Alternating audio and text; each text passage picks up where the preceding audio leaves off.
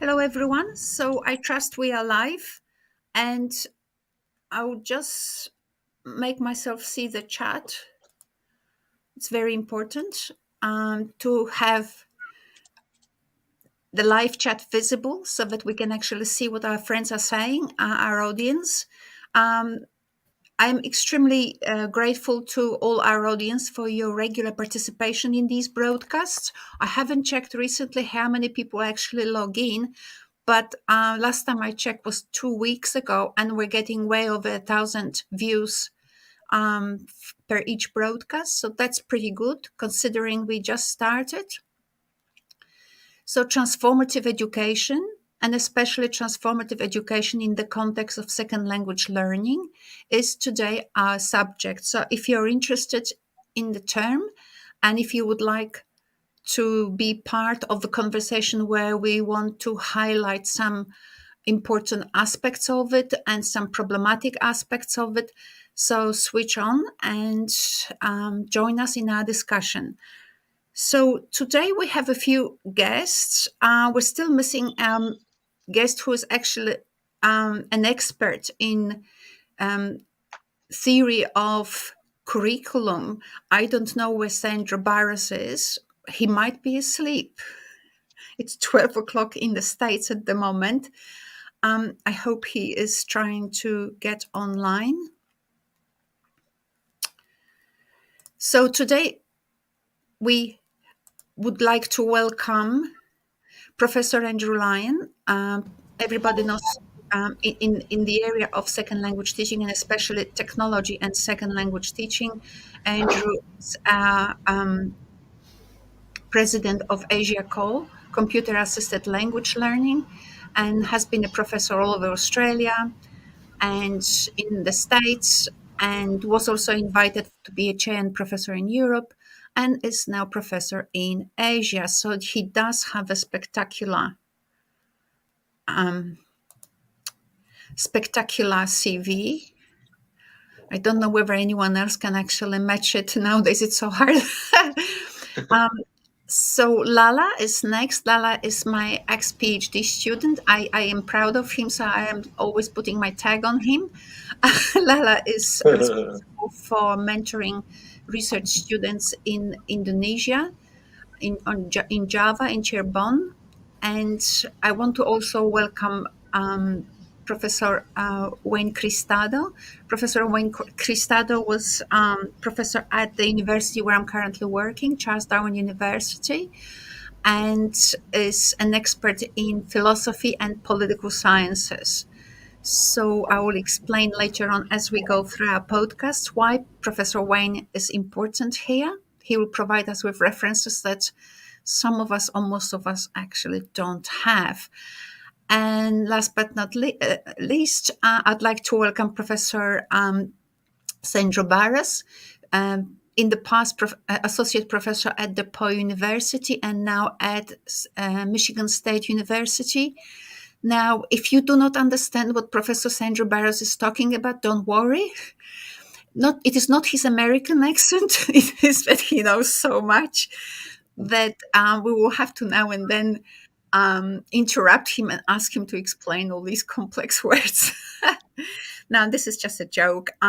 He's here mainly because of his American angle and his knowledge of the American context, and also because he is an expert in curriculum theory.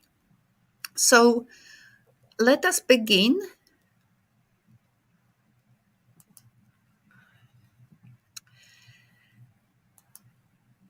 First of all, I wanted to say that we will focus today on second language learning. So, the concept of transformative learning in the context of second language learning. I really do not think that any of us, or most of us, are not experts when it comes to mathematics and physics. I'm fully aware of a lot of issues. And even though I have some ideas, they're sporadic ideas, ad hoc.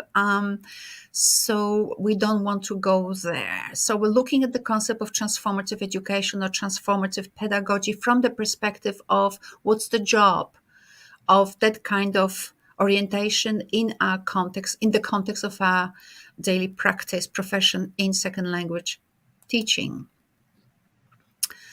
So here's a eternal slide. We always start with this slide. It was a lovely um, representation of the kinds of concerns that need to be taken into account when we think of developing syllabuses or curricula. So we were talking last week about the first aspect or the first point here, which is the critical perspective when it comes to designing curricula. So, critical perspective involves, I would just remind, um, it will help us to rehearse and it will also make other people understand in case they were not part of our earlier conversation. So, the idea is to have um, the capacity to or have a knowledge to make informed selections between one approach or another. So, critical perspective in the when we're designing or planning our curriculum means the having evidence or having ability to discern, to make informed selection between one and another approach. Last time when we had a broadcast, we talked about evidence in this respect. And one of the points I wanted to make with the evidence that I happened to present was to make the case that even though education is about change, what educators actually encounter and need to consider, maybe stronger than we are, is that concept of people being change blind. So I'll just leave it there, this point, because we've discussed it before. So today, what I would like us to focus on that if education is about change, it is. Even this conversation today will generate change in anybody who's actually present here today, listening to us or being part of this conversation. That's a good thing. But what happens? Um, Education costs money. Education requires that we educate our teachers, that we educate our academic staff that works with and prepares teachers for their job. So we need to consider the scope of change. The scope of change. Now, I'm really looking forward to our professorial board here today because I can already feel the American tensions. And that's lovely. And I hope that will actually come out today, even though I may not specifically invite these kinds of comments because I'm not always able to ask the right questions. So I hope that Sandro and Wayne will come in, even uninvited, so to speak, with their commentaries. So you will see throughout my comments that I'm on the side of the Australian government. I quite like what is happening in Australia, but it's important to have a frame of reference or understandings that help us educators to understand what that scope of change should consider. Our governments and our national curricula, whether in higher education standards or national curricula in schools, are they reflecting the kinds of concerns that research also echoes? Or are there any tensions? So, this is what we will discuss today. And later on, we will be looking into examples of practice, which is the generative aspect of curriculum. I hate to say, I use the term what works, but we will talk about evidence, how all of this actually eventuates or shows itself to work in practice and how. So we will look at transformative pedagogy. The agenda that we have for today is not unlike other agenda we had in other broadcasts. We will discuss here the following points. Why discuss transformative education? What, in your view, is the key problem of transformative education? Which concepts and evidence can we can use to help us better understand the problem and to approach it in a more informed way. I think this is plenty of issues. And when it comes to practical example, as I said before, we will address it at another time to give it due respect.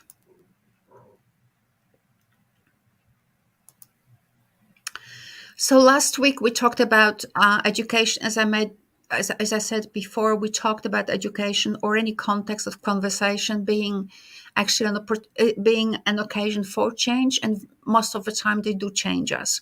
Not always in a good way, not always in a way that works for the interlocutors or participants. So I will not discuss this experiment here because we've discussed it before. But the point that we were making is that we are change blind. And this is also the aspect that actually transformative education or transformative pedagogy wants to address. How to demarcate or delineate the scope of education in order to address this problem of people being change blind, how to open our eyes so that we are more aware as opposed to more stupid as a result of our education, if I can put it that bluntly. I'm not quite sure whether I want to take over the problem.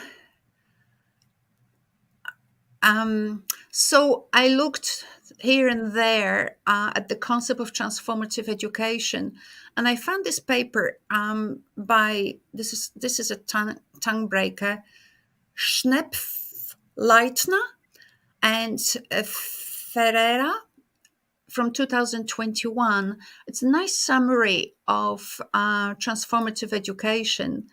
Very much balanced. I quite liked it.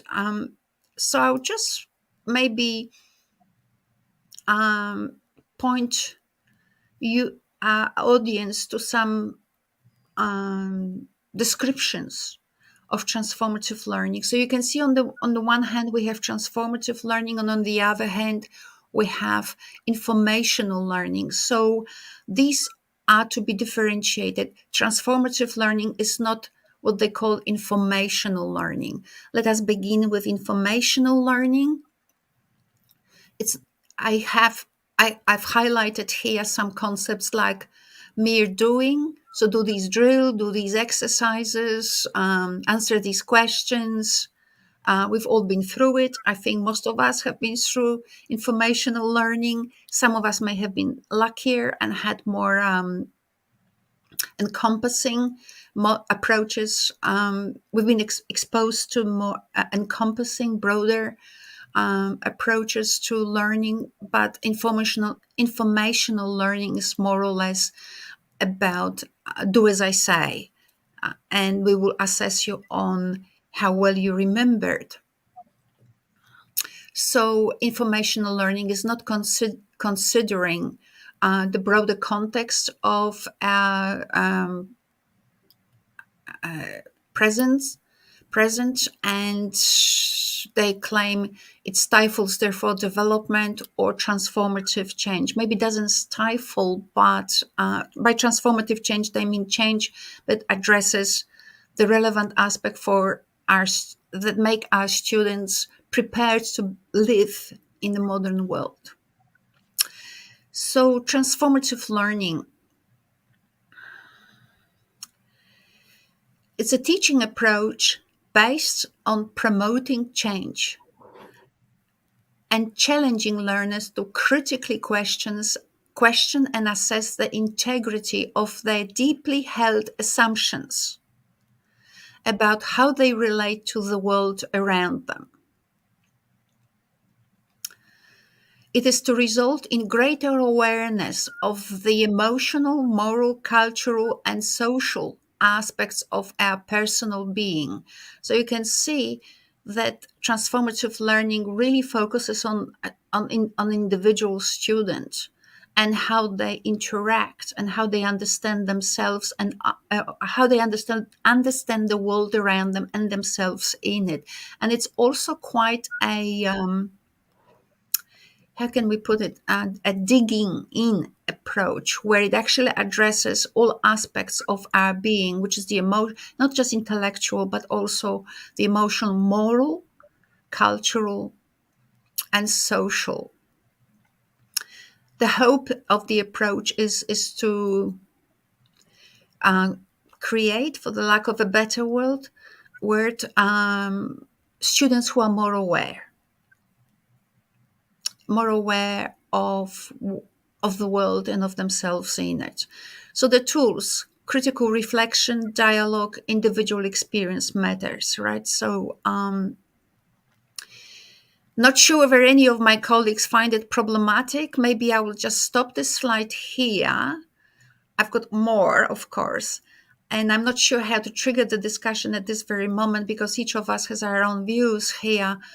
But because I may lack sufficient critical aptitude, maybe if I will see if my colleagues want me to progress with the slides, or maybe they would like to make some comments. Um, Maybe we can start with Sandra. Okay, why? Why? Because it's Why midnight in not? Why America, not, and I'd like you to Sandy? be awake. It's midnight, correct? Hi. It's nice to be here with you all. Now I'm reflecting about, once that you define something, of course, to define is already to limit it.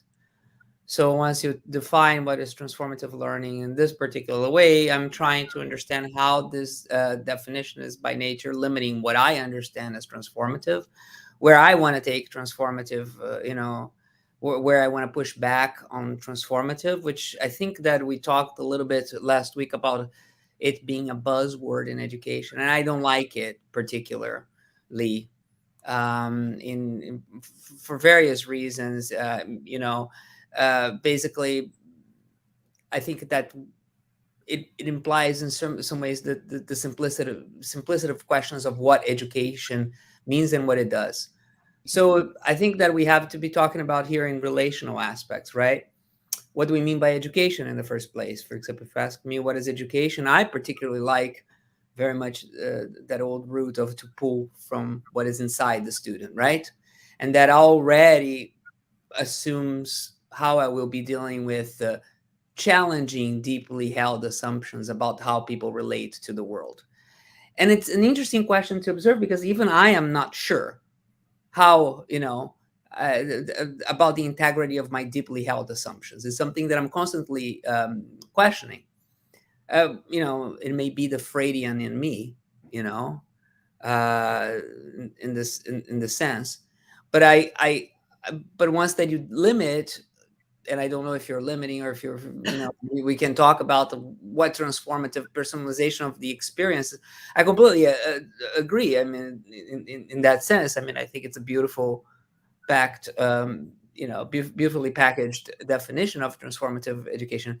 But because affectively, emotionally, I tend to react to it as, you know, sort of manipulative. In other words, you want to lead students to critically question and assess the integrity of their deeply held belief assumptions. There's some directivity there and some ethical questions that I find much more interesting to hash a priori, right? As opposed to just say like, well, this is what transformative learning is, because learning is something, of course, so complex, and nobody would say that learning is something simple.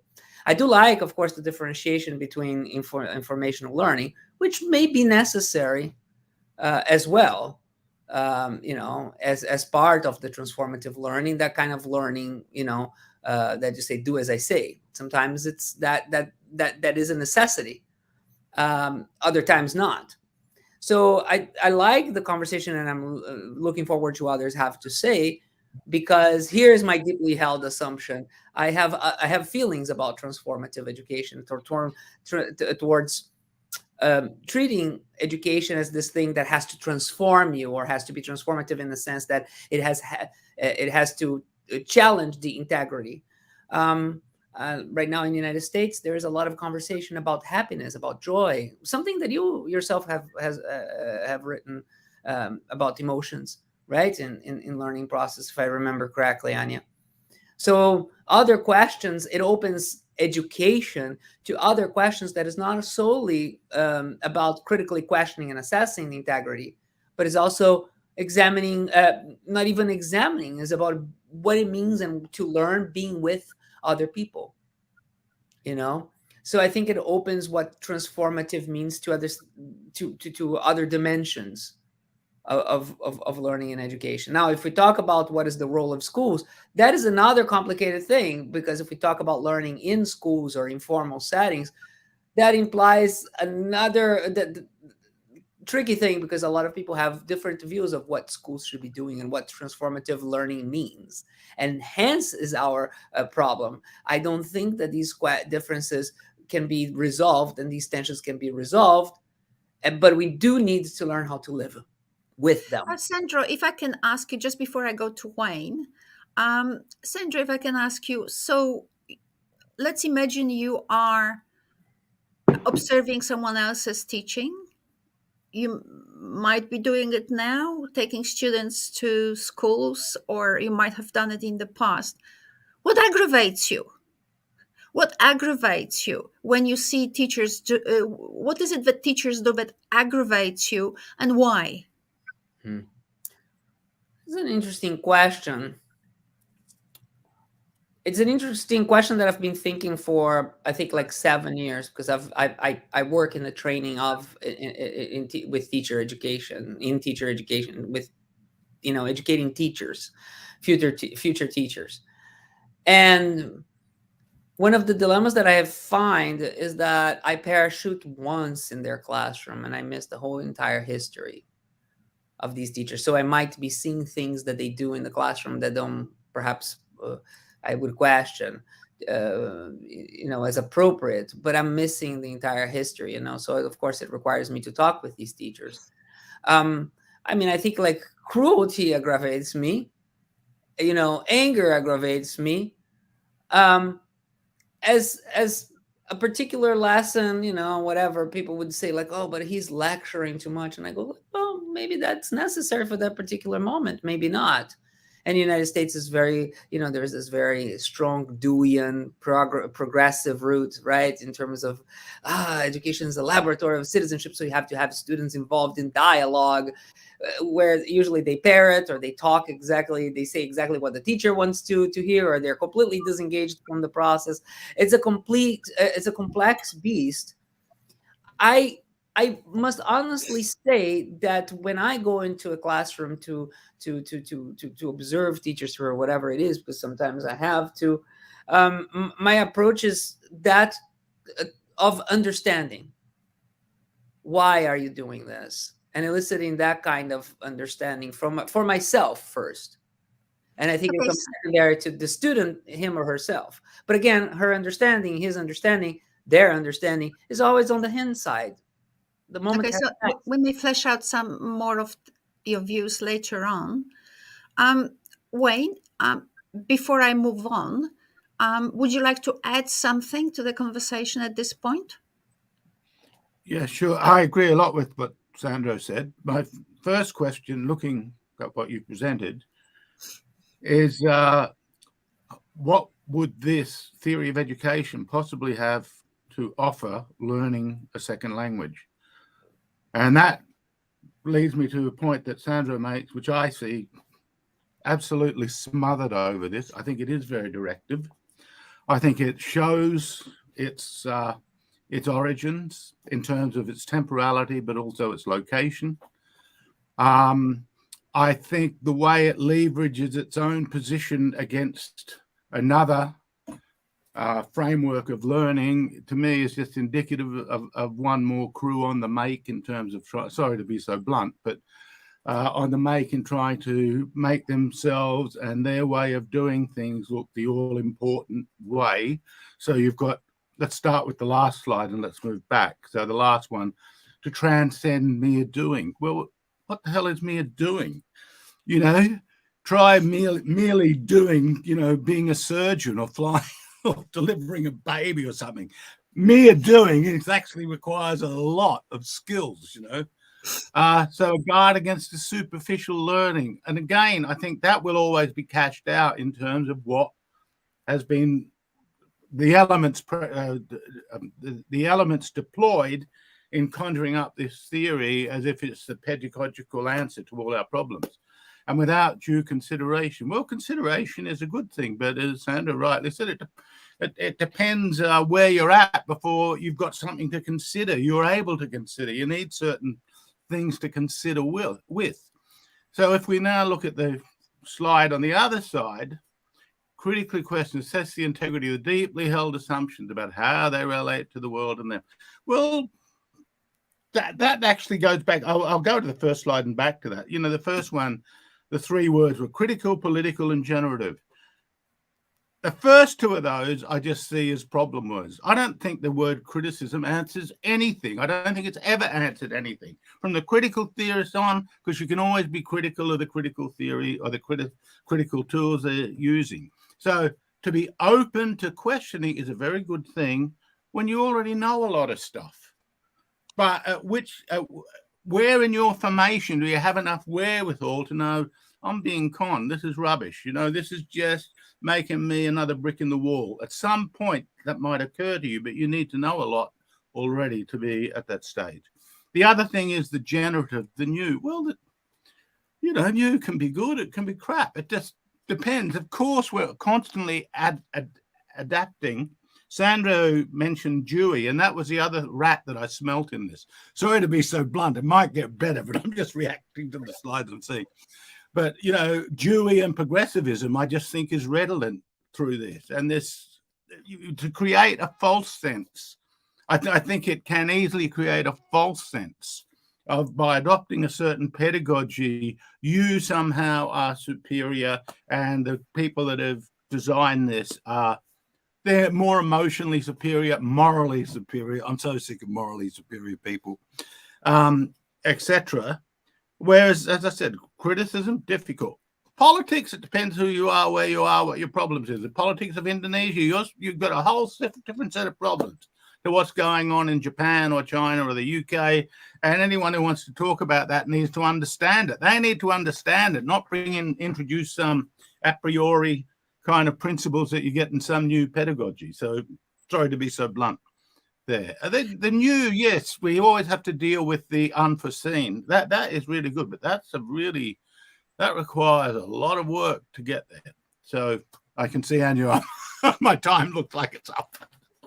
No, I just hope that as we go through our discussion, I would like to flesh out some more detail out of you and Sandro, because at this very moment, I get it. But you are both at this level of discussion pretty high, but that's okay. I would like you to be more detailed as we go through this discussion, so that you can actually. How can you tell me, how does this relate to learning English as a second language? Now, I do remember when I was in Germany, right, and I did classes in the 80s, and I went back to do a refresher course in about 2000. And what struck me about the readings was that they were all current political issues, always presented in a certain way that actually prevented any kind of open inquiry and question. It was all like everybody knew what was going on, and that's it. This is the answer to everything. So is that, so from my way of thinking, as you've got it here, they sounded like they were doing transformative learning. They're wanting to guide a deep structural shift in premises of thought, feelings, and action. That is, those teachers, even though you were learning a second language, in my case German, or in that class German, was hopeful that if you didn't think the way that the writers of these articles thought, you would, reconsider and come along and agree with what they were saying. Is that how it applies to English as a second language? That is, it's not really about the grammar and the vocabulary and the occasions to deploy it. It's about what you might think within the language. Is that really what this is about? Well, we will see as we go. We will see as we go, If I Wayne. can add just a couple of issues. What is it that we're transforming? Is A it? student. But that And how doesn't come up. and then it depends That, on the ideology, because with the student then you transform the society. but Um, but but or are Sandro? you transforming the learning processes? Are you transforming the teaching processes which are connected to the learning? And are there any limits to these transformations? I mean, it reminds me a little bit of quality assurance programs at the university, um, which have been pursuing me for 40 years. Every university that I've gone to And they has, won't stop, and they're not going to as stop. soon as I arrived, decided that it wanted to increase the quality of the programs and set up a demagogic structure whereby every year we had to indicate how we would be better, Your 5-year plan. Yeah. endlessly better. I mean, there is no limit to the transformations possible. So if we're talking about the transformative learning, are we so just to go back to my initial point, are we talking about transforming students, and are there any limits to the transformation, or are we talking about the transforming the educational system, and are there any limits to that, and how do we decide it? I'll leave it there. Right. So, Lala, would you have any concerns?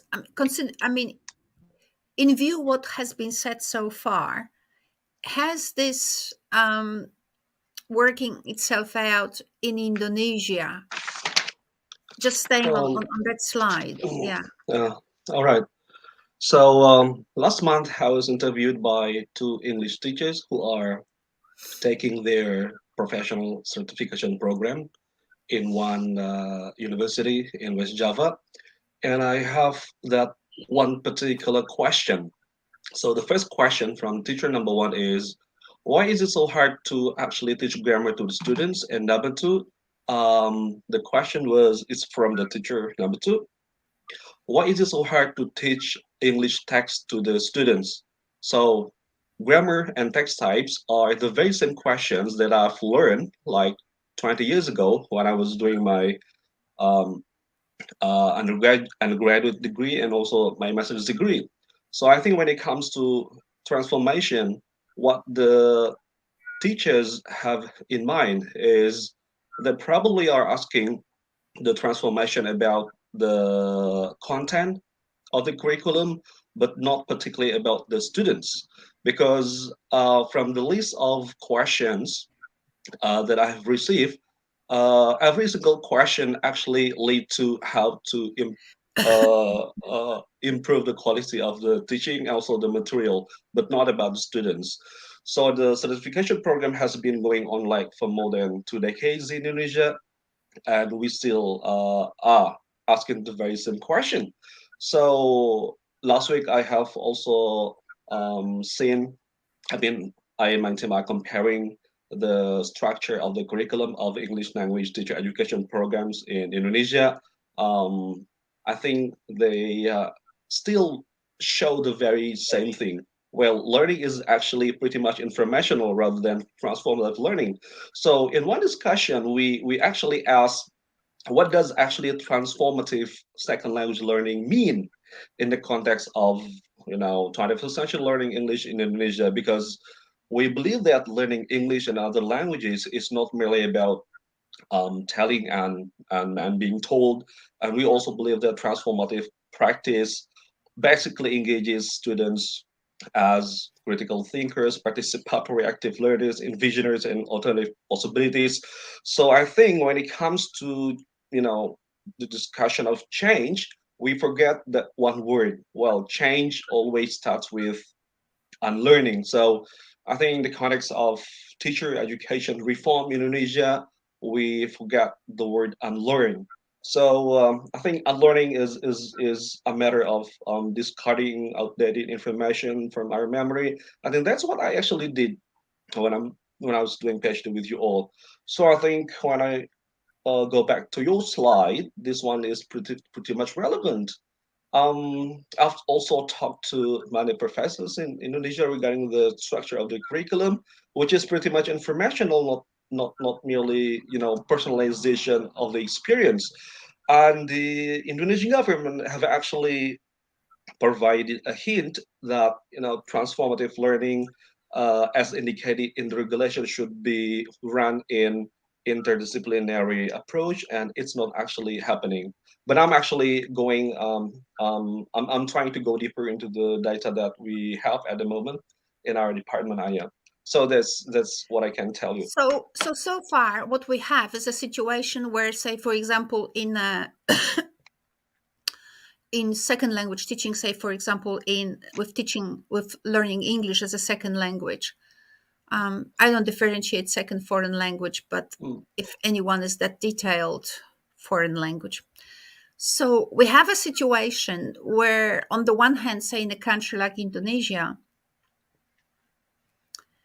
there are, as you said, some old skeletons in the closet where people are still thinking in a very simple way, and probably in Australia too, without a doubt, and I'll show it later on, about the process of learning a language. So in terms of transformative education, I think what happens is educators are looking for new justifications, new entry points to their job, which will invite others to broaden or leave those old ways of thinking, and maybe will give them some opportunity to actually read up and maybe learn or reflect. I think it's like with electric cars, they're there, but in Poland they are still in manual cars.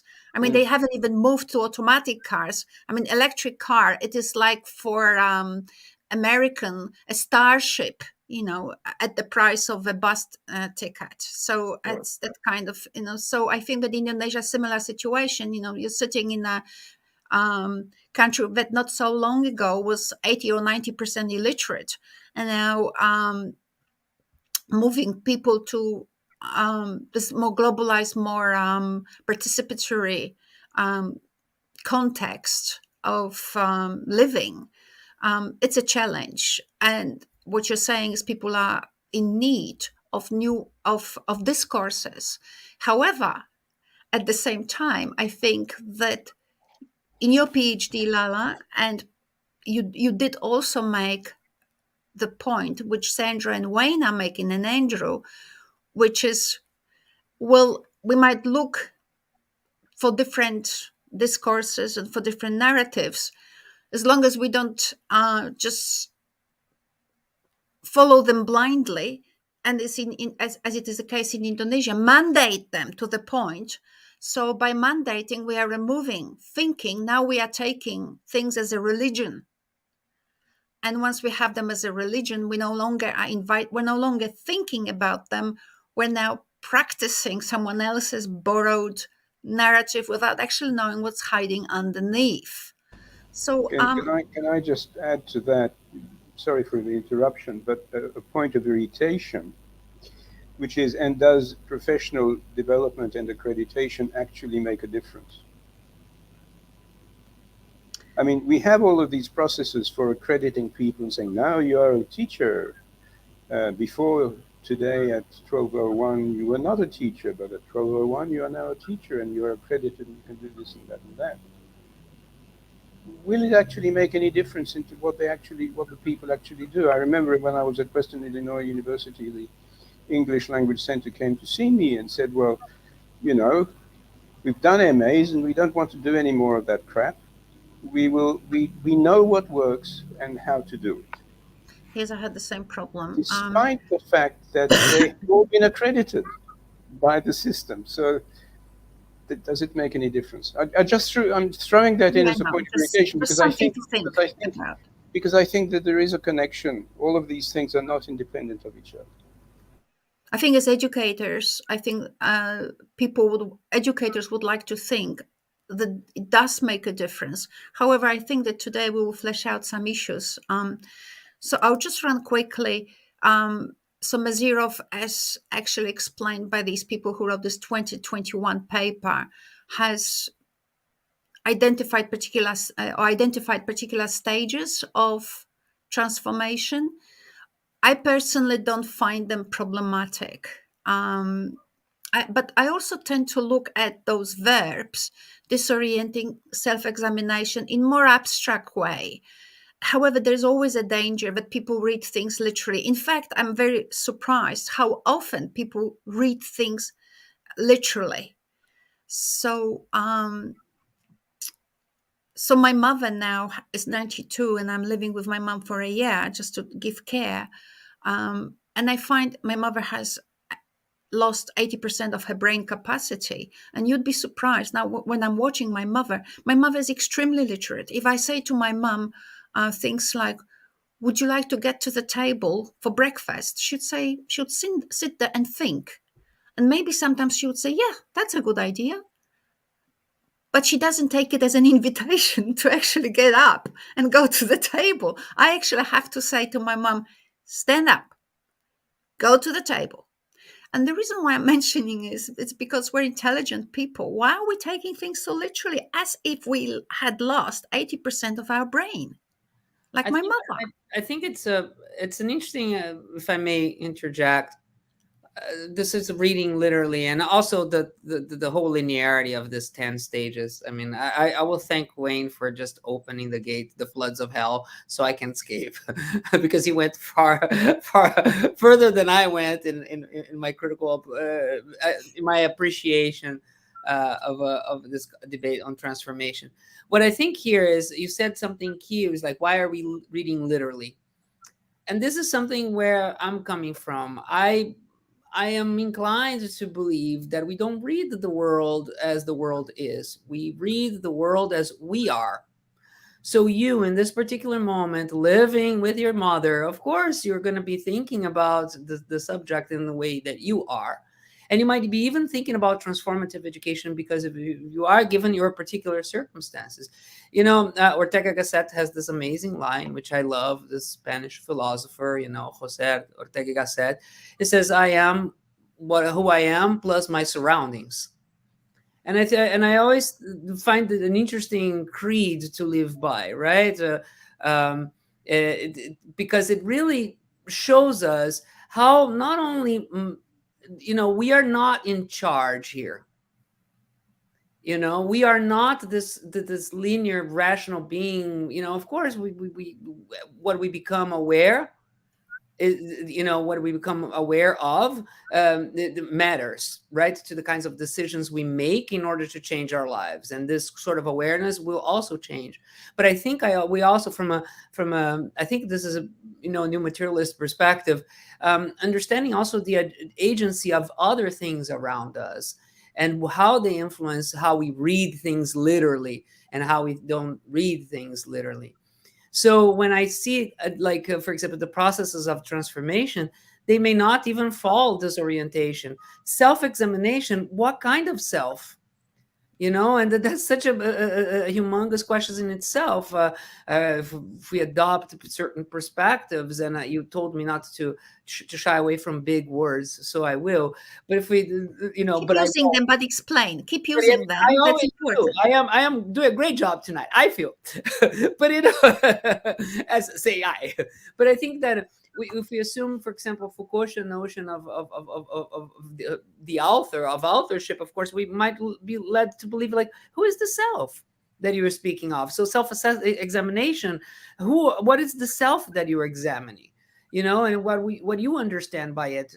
And so I think that I can begin to problematize what Meserov is saying there, or in Francis, right? And Ferreira. I think I can begin to problematize then and find rather uncomfortable the whole idea. Very uncomfortable, because this is what teachers, I feel, confront every day. They confront policies that limit what they can see and they can imagine as possible.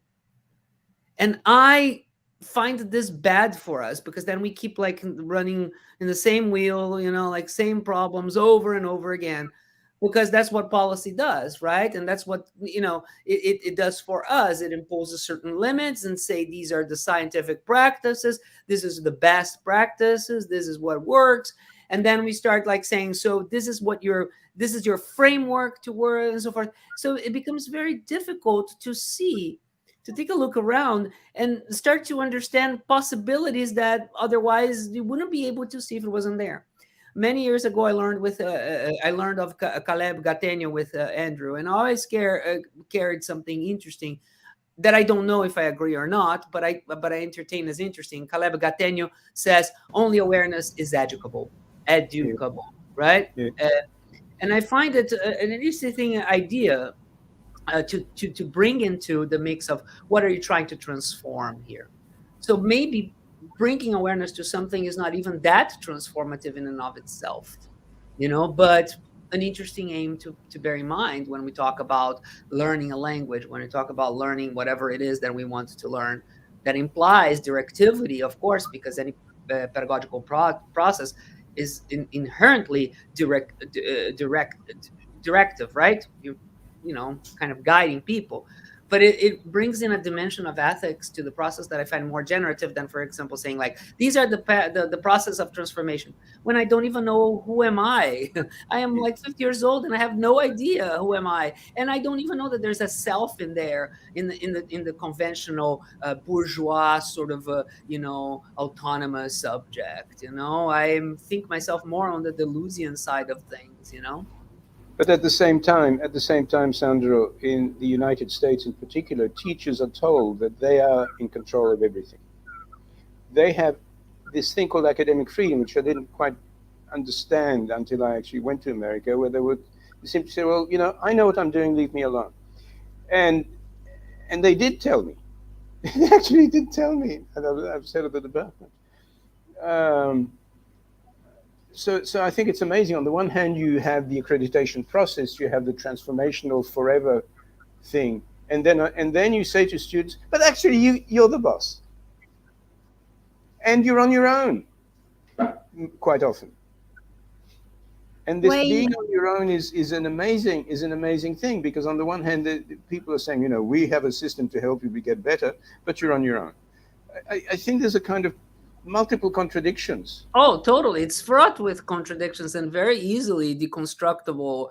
This whole idea that surrounds, the discourse of teaching, and I completely agree with you there.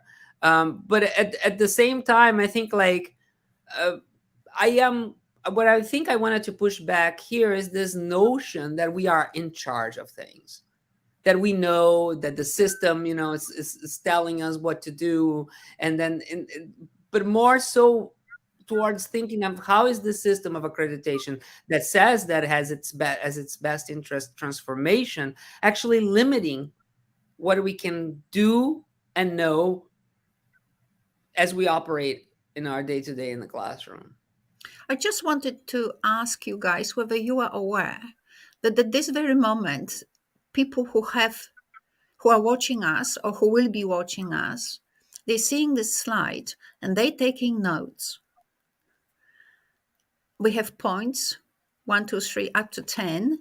They kind of like, they share a pattern, they reflect verbs, and people like that.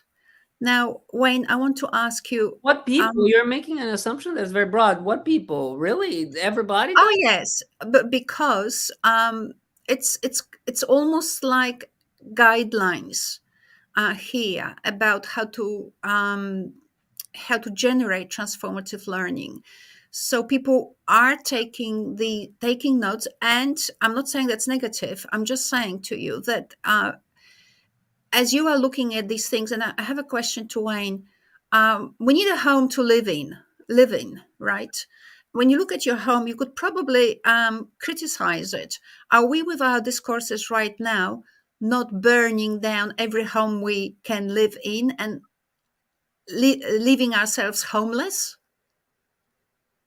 Well, I'm going to come in again with Sandro to answer that, because I think what Sandro is talking about as a teacher is something I believe too. And he didn't use this term, but I would just say what I'm hearing from Sandro is that being a good teacher is like being an artist. It's a creative endeavor, and learning is an exploration that's creative. And you can't. You do teacher training, but the way you train teachers to do it well is, I think, through having a good curricula, having inspiration, and then them tapping in to the fire. And not everyone has that fire. Not everyone should be a teacher. You know, a terrible thing about our design system mentality that's from the university trying to get people to research through to the school system is the nonsense lie idea that everyone, and I'll use an old word, has a calling.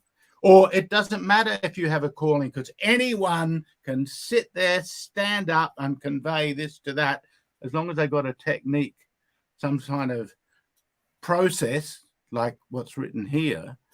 And I just don't think that's true. And I think this is a problem with meta-narratives, that overseeing is like meta-ethics. You know, they don't help you be a better person by understanding meta-ethics.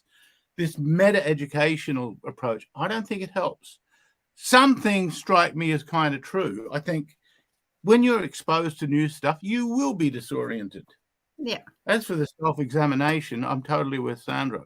When I get to this planning a course of action, I just, you know, planning, not planning, it's just too bric-a-brac. It's just to do this, the A, then B, then C, then D, which is not how our imaginations, our spirits, our characters, our habits, our This is what the associations, student is doing. This is what the student.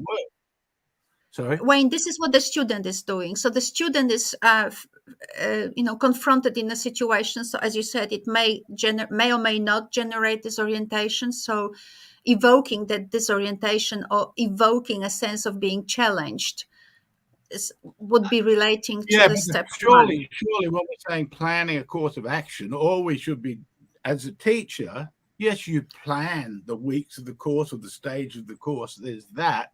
But you may break with that at any given moment, because if the spirit calls, and I'll use this language because I think it's a truer language, if the spirit do this now, you should do it. And you can only do it if you're a real teacher. Yeah. So this is the reality. Is if you are a student wanting to be a teacher, you've got to find that fire in yourself. You've got to really. And that is not something that can be broken down through these kind of modalities of consciousness. Now, and the stages of it. Let me just equate that with something, because I'm also a musician, and I see this all the time with any kind of creative endeavor. It could be the arts, the visual art, but it's a very similar thing, I think.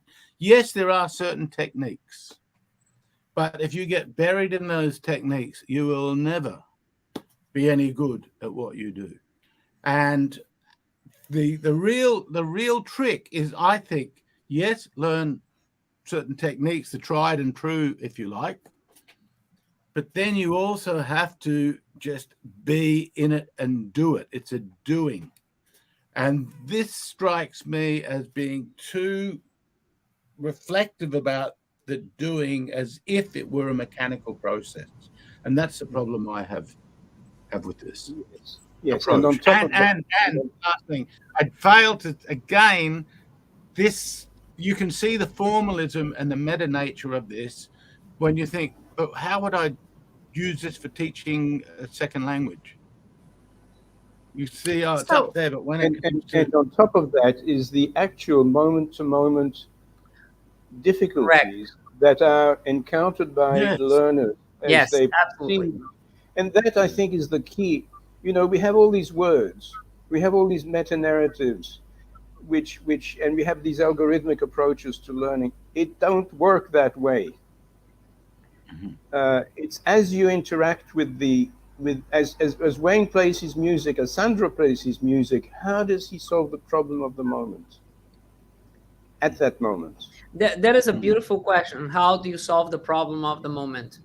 And I think, like, if you're working about the relationship between, the pedagogical relationship that you're engaged there, it requires a great deal of pedagogical tact. And this pedagogical tact sometimes can be reasoned and sometimes needs to be felt, because it doesn't involve necessarily that rational thinking, right? So you're listening to the music there, and something seems to But actually, it's not something that the teacher can feel. It's something only that only the learner can. the Absolutely. learner can feel. Yeah. Okay, so That's we're the talking space about. that the teacher allows for the learner to. That's why I go back to that issue of awareness, right? Because Absolutely, and also Anais Nin's quote. Okay, I Yeah. just wonder whether these steps here, so these steps here, they actually show the behavior of a student, right? Not of a teacher.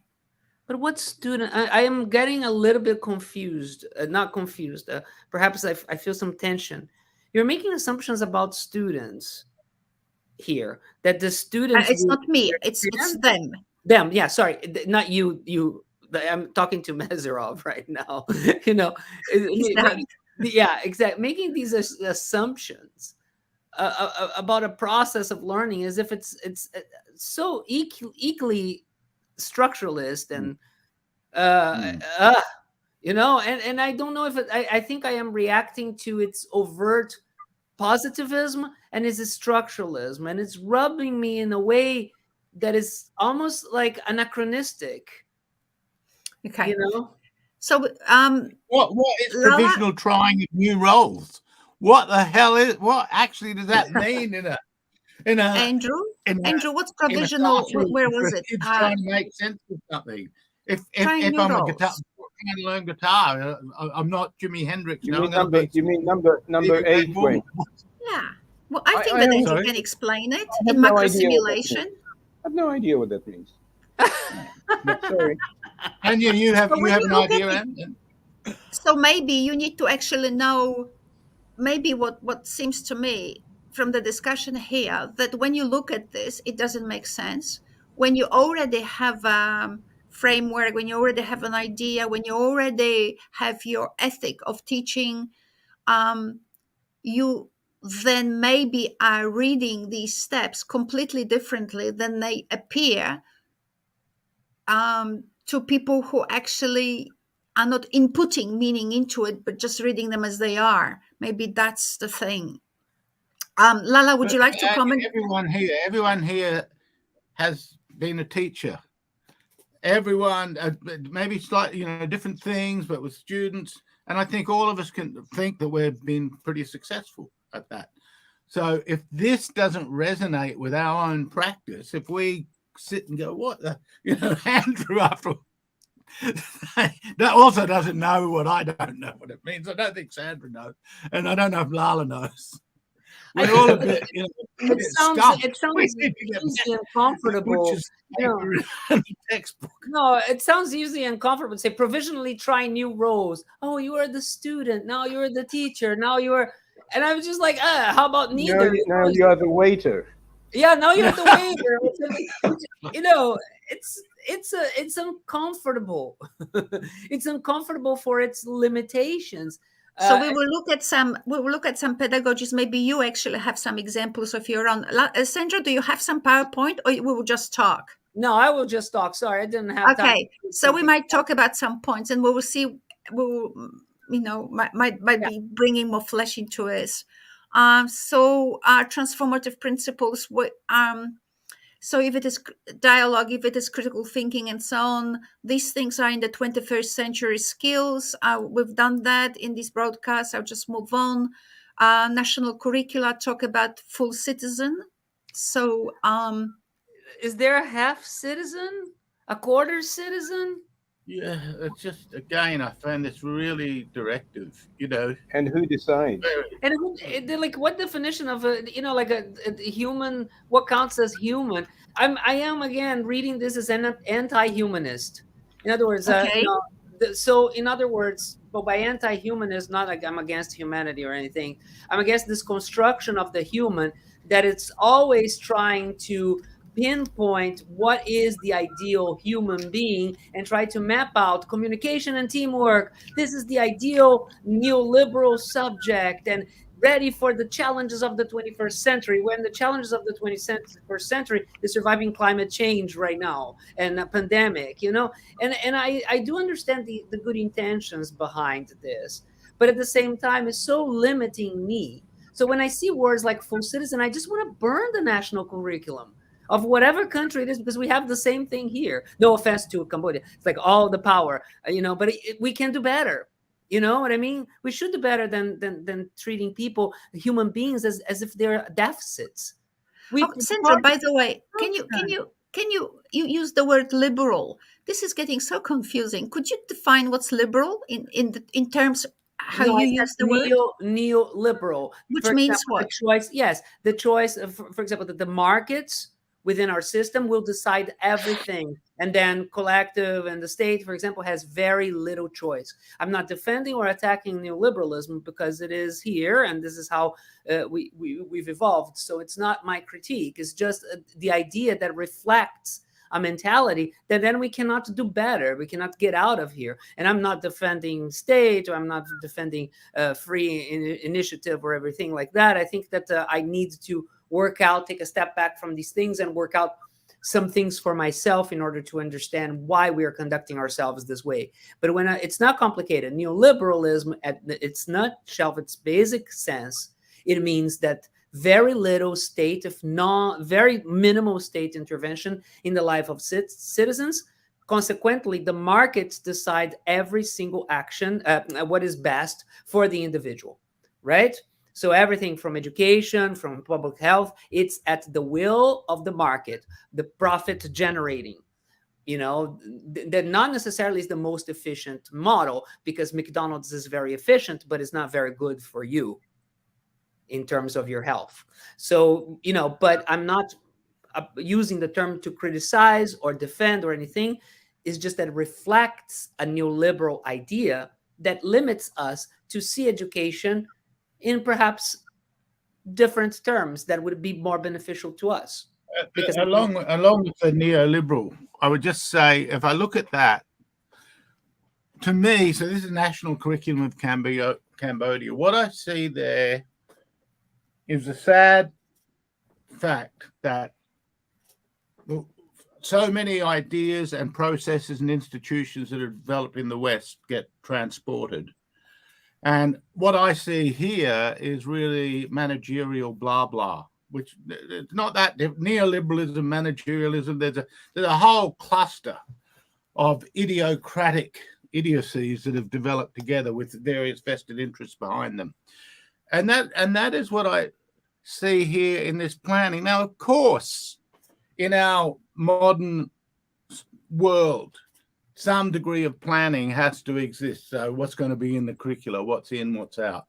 But I do think this is symptomatic, and I do think this is a deep problem within the education system globally, as far as I can see, that there's an attempt to have a set of policymakers have some sort of pro forma values in which the curriculum is meant to fit. And I just don't, I think that's a serious problem. And as teachers, here's the point I would want to say, as a teacher or a student learning how to be a teacher, and you're reading this, the best advice I could give is,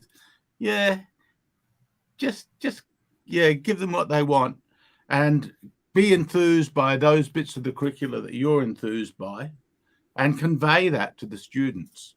And if you find things that you think are really not good, try and with the students work around that.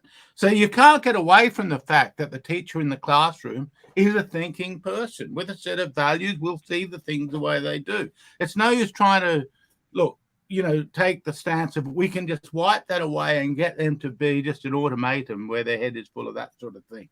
That's never going to happen. And in fact, the best teachers will be the antithesis of that.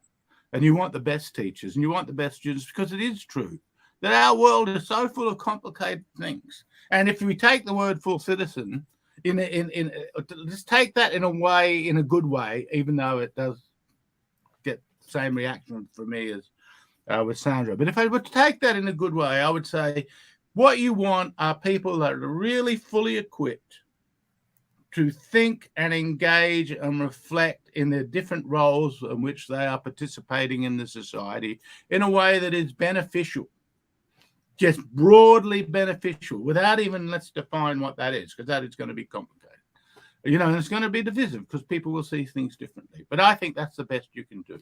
And I suspect that all of us as teachers, our finest moments have been when we are dealing with students, we think, hey, they really know something that I didn't know. Or they're seeing things that I didn't know. They come back to me and teach me in some way. So that is the kind of pedagogical approach that I think that we should be having. And this stuff, I think it's really just fluff. If we could get bogged down in it, but I would say the students shouldn't get too bogged down in that stuff. And certainly the teachers shouldn't push it too far either. Let the bureaucrats write whatever it is they write. Lala, what is it that the teacher in Indonesia, if the teacher were to do what they believe in or what they believe in, what is 80% of teachers of English in Indonesia likely to do in a classroom, acting on their beliefs alone? Well, I think the teaching learning process is pretty much occupied by the state curriculum. I don't think that the teachers here have that agency, Anya, because one of my students have already graduated from our department, and then she became teacher, and then in her undergraduate thesis she developed the story-based literacy program. That's the digital learning process, the digital learning resource, sorry. So I think it was really brilliant for her to make that kind of innovative learning resources. But then the high officials from the education department say that we cannot use this because we already have the curriculum as mandated by the government. So I will refer to what has been said by Professor Sandro Barros, that the policy right here is also limiting what a new teacher, what she can actually do in the classroom. And I think it's happening everywhere. It's happening everywhere. Also, I have a friend living in Sulawesi, in Maluku, in other parts of Java. Well, they don't have um, lots of alternatives in creating their professional life, and I don't think that there are many people who see teaching English as a creative endeavor. And yeah. Okay, so we will just move to in Indonesia, we have the same higher order thinking skills identified. So just move on. In Australia, we've spoken about it in our first broadcast. So in Australia, what the Australian National Curriculum has particular general capabilities that basically are the focus of all students' learning. So in Australia, theoretically, as I adapt the thinking of the curriculum, we're not interested in actually learning grammar or commas or whatever. We're interested in learning how these fit in the overall job of using, say, for example, in our context, using English. So, so critical and creative thinking are not just skills to be taught, but they also processes for learning, personal and social awareness, ethical and intercultural understanding. So these are the sort of general pools in direction of which, or general. Can I just say something to that, Anya? Yeah. Look, a list like that, I don't really have any problem. But when I get to the last one, you might know at my former university and your present university, there was a subject that was mandatory called cultural intelligence that was meant to, comply with that. And I tell you what, it involved no intelligence and nothing serious about other cultures.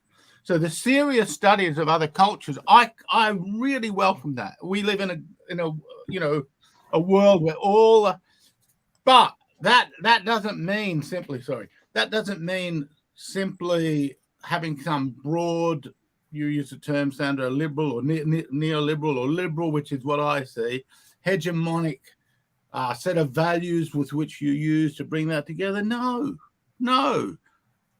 dialogue, genuinely trying to understand that. I wish there was far more of that. And then we would get an idea of how complicated our world is, which is the beginning of an education, is to realize the complexities of things before you start finding lines of simplicity to maneuver you through it. So overall, that's literacy, great, numeracy, great. Ethical understanding gets more complicated. You know, what exactly would that mean? But intercultural understanding, let's start from there. And that would be great. And if we relate this to second language teaching, I would just say, yes, it's going to be really important for anyone learning a second language to get to know when to use what word in what context. That's kind of getting a better understanding of the culture. If you're losing the language, it's going to be really important.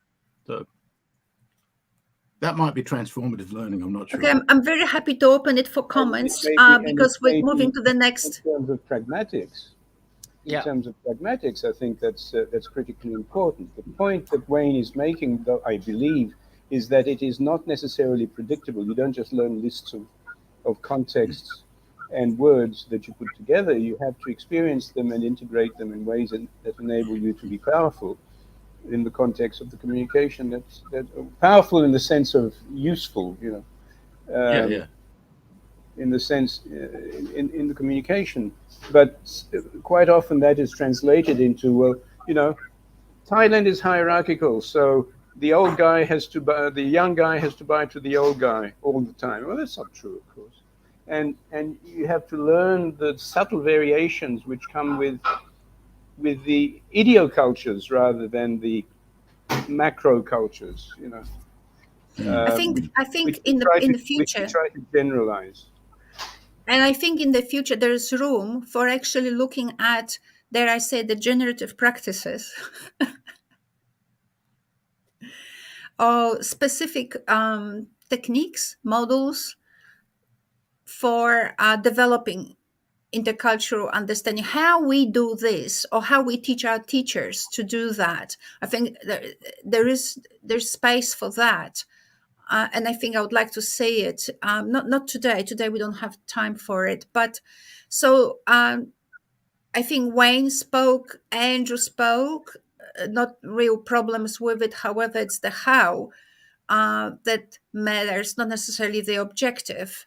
Sandro, did you talk about it?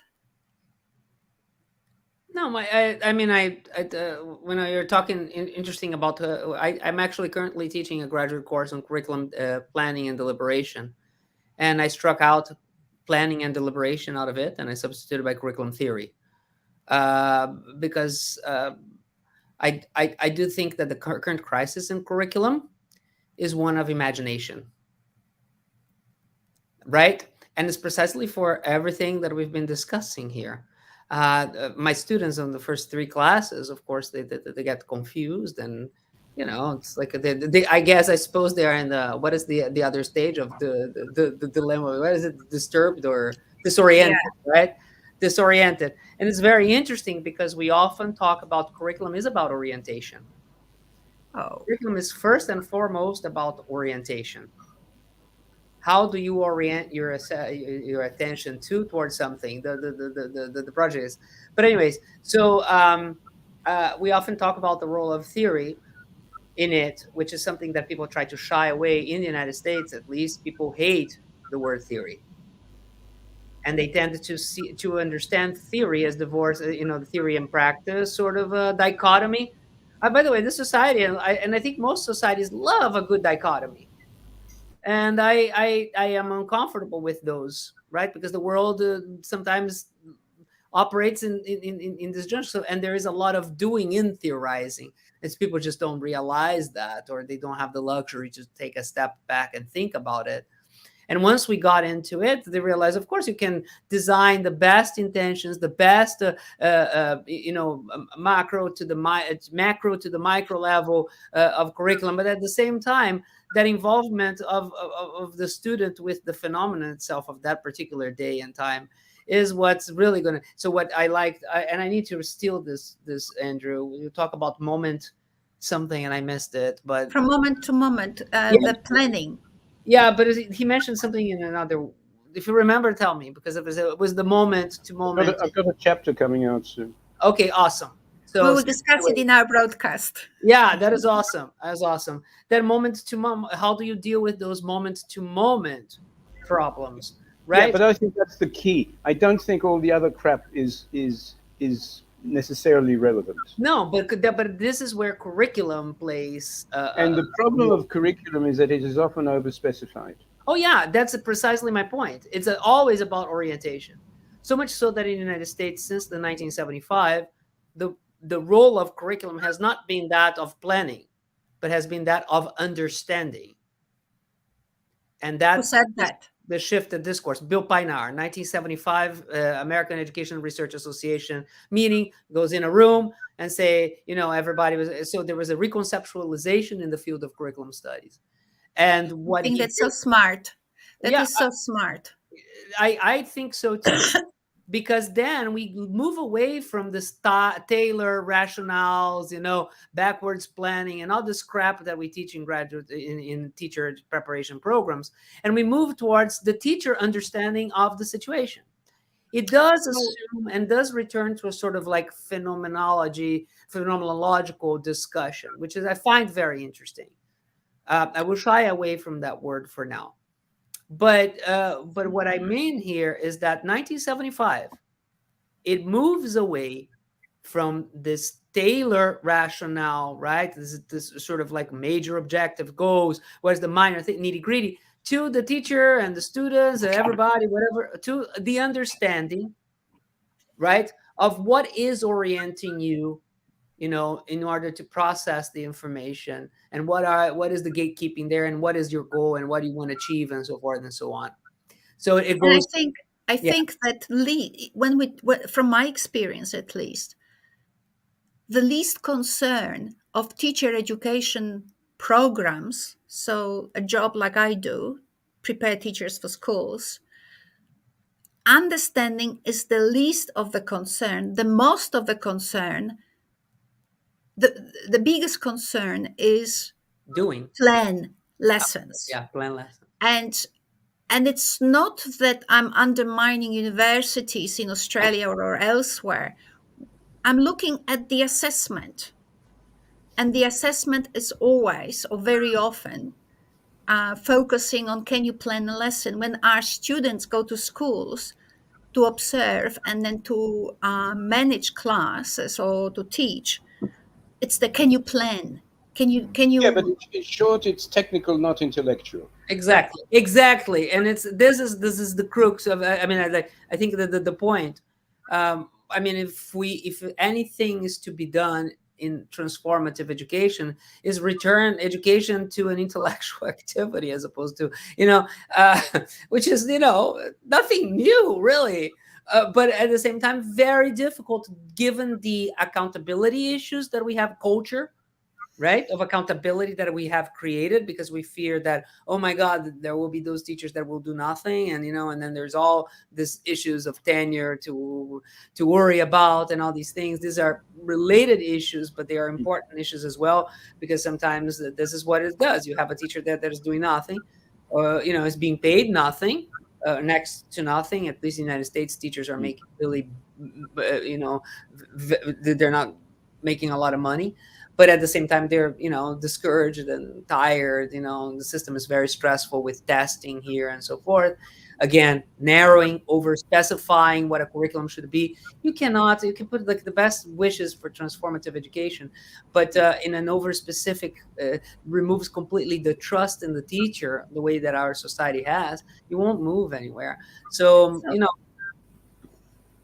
But if I can bridge that into a slightly different area, the technical seems to be overwhelming the intellectual in the field of research. Yeah. So that we publish hundreds of articles in Q1 journals, which are technically correct, but actually insignificant. Or even technically incorrect, in fact. They add nothing, or they take away something. But that's what we value. People, oh, did you get the right sample size? Oh, you got 29 instead of 30. Oh my God, that's a real problem. And well, Yeah, that's a joke. No, this is a joke. Yeah. Yeah, I would like to see a paper that builds on the findings from other people and progresses knowledge forward. Because relating to what Andrew is saying, say in physics, once we have this Einstein theory, then we spend another 100 years trying to see whether Einstein was right or wrong, and we can say, well, that experiment has shown this, therefore. Now, Sandro may say it's not possible, but then if it is not possible, why the heck do it at all? Why the heck do I don't think that the word is not that is not possible.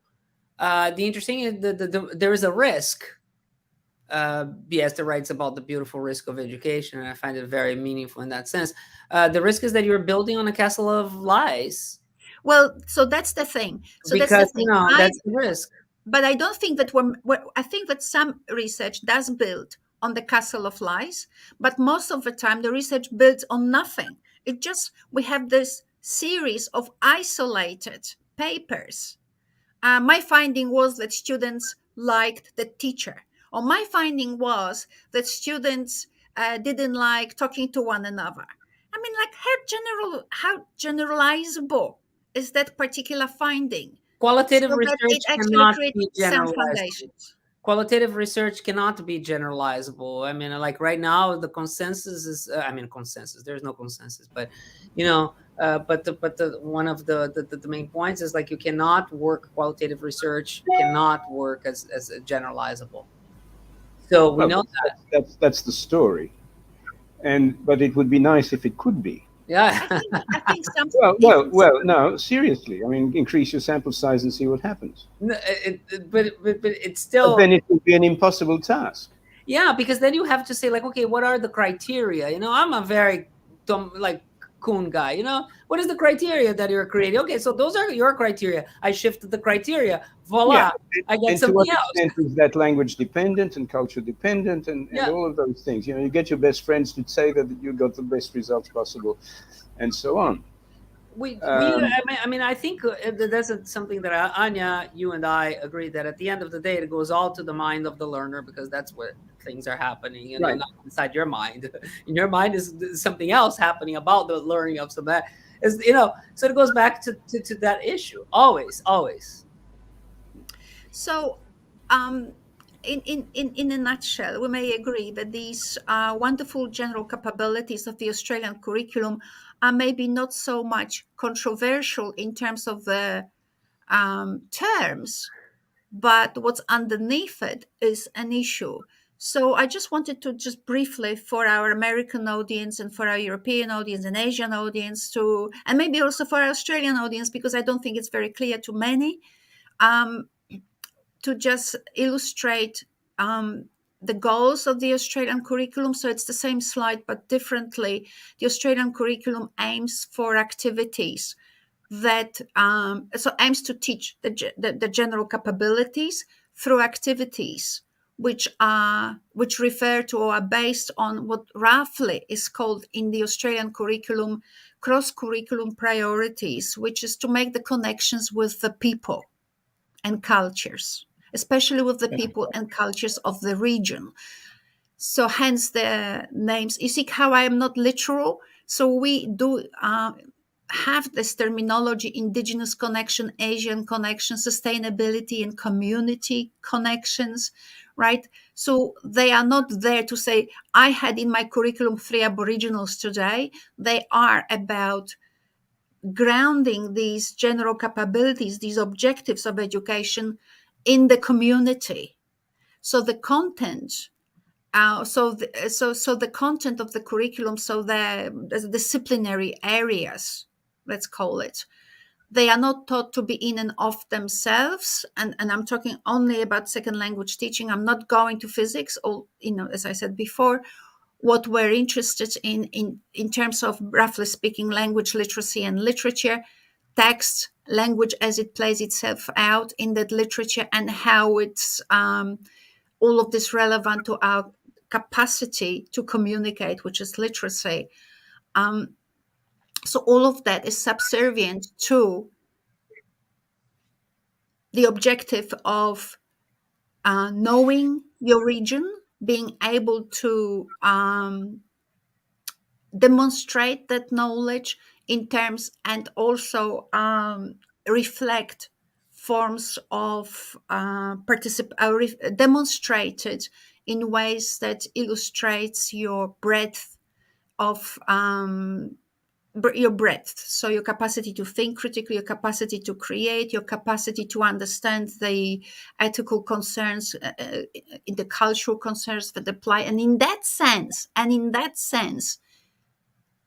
you demonstrate your personal and social capabilities, right? So those ethical, intercultural, and those critical creative outcomes are basically, if you demonstrate them, you through this demonstrate your transformational aptitude. You can see, so you don't really teach the personal and social, you teach it through you teach it through developing of these sets of awarenesses. And if these are present, then you can actually see that your students can demonstrate personal and social awareness, so awareness of self in the society, and awareness of the social conditions that apply, for example, from the perspective of what they are doing, right? Not in general. You can't actually know the whole context. Now, we may discuss it more, or we just leave it there. I would like to move now to problems. So all of these are sort of terms, lovely terms, ambitious goals, sometimes criticized by the curriculum theorists in Australia as doable or not doable, and so on, or applicable to some contexts, not applicable to other contexts. Nonetheless, they were set up as basically a frame of the Australian curriculum, capabilities. And you're looking at that, honestly, it looks so either obvious or vacuous. Just I don't know the others' response. I just read that and I just feel, oh my God, how many, what? So that's my response to that. Sorry, leaves room for movement. I think leaves room for movement here. So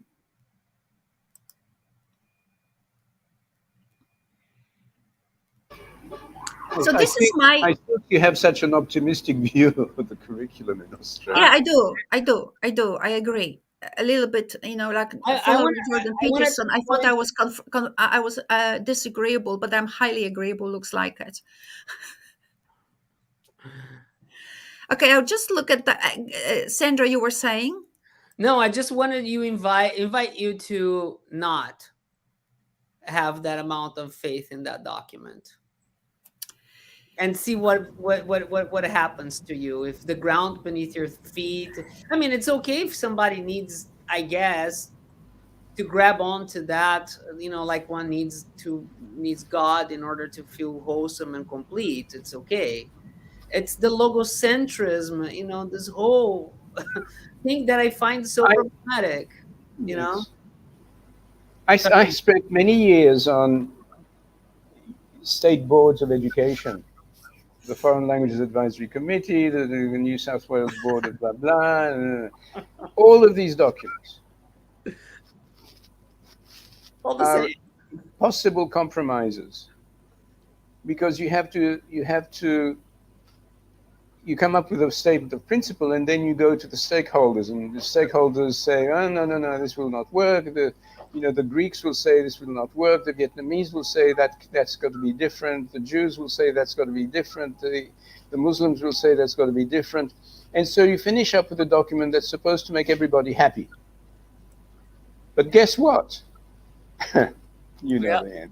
Yeah, I just think we finish up with this an agreeable document.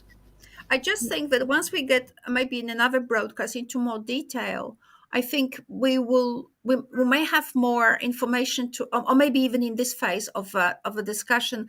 So I just want to move us again to Schnepp, Leitner, and Ferreira. I think I got the names right. So my point really is, so your point so far was that even with the Australian curriculum, all of that for you sounds problematic, and you may come back to the discussion and give it better attributes. Now, with my kind of more conformist approach, I just wanted to say that when I read that article by Schnepp, Fleitner, and Ferreira, who wanted to be really balanced, I found the article too short. I find so many articles on language about English language teaching, say in Asia or even in Australia. I find them so long. There's so much word salad, so long, without much to take home in them. Whereas this one, where I expected to be a bit more theoretical, a bit more contributing to the discussion, I found it literally cut short. So the article was written in 2021, like yesterday, right? Yesterday. It wasn't 2009. It's 2021. And all they can do is to repeat what we've heard in 1970, maybe even earlier, with Dewey even. Learner-centered, participatory environments, interactive environments. That's all you can do to talk about transformative pedagogy, learner-centered. Yes, because the change has to happen within the learner, so it has to be learner-centered, right? So yeah, participatory. Well, it's hard to transform unless you are in context. And interactive, well, it's hard to transform unless you actually open your mouth or listen to other people. Now, is that all? I mean, the whole article practically ends with this kind of framework. I was totally disappointed. I mean, I am not a specialist in curriculum theory. That's because I'm a little bit like there. I'm not like Andrew, but I borrowed from Andrew a bit of what I call self-centered method of practice, whereby I actually try to do well something. So I'm edgy on some things, or not edgy, sort of blurred on some things, but way better in other things. So I was hoping when I read this article, which had transformative education actually in its title, I was hoping for some meat, and I got 1970s discourse, if not earlier. And then again, tools, dialogue. Well, as they say, I mean, they talk dialogue, talking to people who have different points of views. I just thought, like, well, where do you find them? Group problem solving, yeah, that was in the 70s. When I was 10 or something, we had group problem solving in schools. We all went through, we were sitting with people in group where it wasn't very productive. Supportive autonomous choices so that students can act on a reasoned basis and critical reflection. I just found this so generic, so and I'm not letting you talk here. I want you to talk in about 2 seconds, okay? So you hold that, and maybe you liked those principles from that 2021 paper. I don't know. I find it disappointing. I think that we don't have tools. I like having tools. Processes. I like processes. I like to be conscious of the processes. I like to know why I'm doing particular things and whether I can add something, change something. I like processes. So that's my bias. My whole career basically is, at least nowadays, focus on processes. So I don't do ad hoc. I don't follow my calling. I don't follow my moment because I have a beat. But that beat doesn't come from nowhere. So even if you play piano or play anything, you are within a beat. So where's my beat coming from? It's not spontaneous. I just found it's just so disappointing, to say the least. So let's have a look. So we looked at that curriculum, Australian curriculum, and that glorious framework that some of you found it maybe empty, some of you found it a little bit problematic. Nonetheless, we can't deny it had some glorious themes in it. I looked at the Australian curriculum, and Australian curriculum comes with examples of practice. So I wanted to have a look how these glorious terms like diversity, whatever we had there, translate themselves in practice. So here, by diversity, what was meant was teaching English to students in Australia who come from backgrounds where parents don't speak English, at least don't, where they speak a different language at home. So I'm obliged for you to see this slide because of copyright, or I don't know, but we move on a little bit to something that we can read. So the subject of the class that is being exemplified on that page of the curriculum is creating stories. I don't know how I just find it interesting that we have all this critical thinking. What did you call it, Wayne? Intercultural intelligence. So That was I, it. Yeah. It was called I find cultural it intelligence. interesting how people read in lines. They don't read vertically.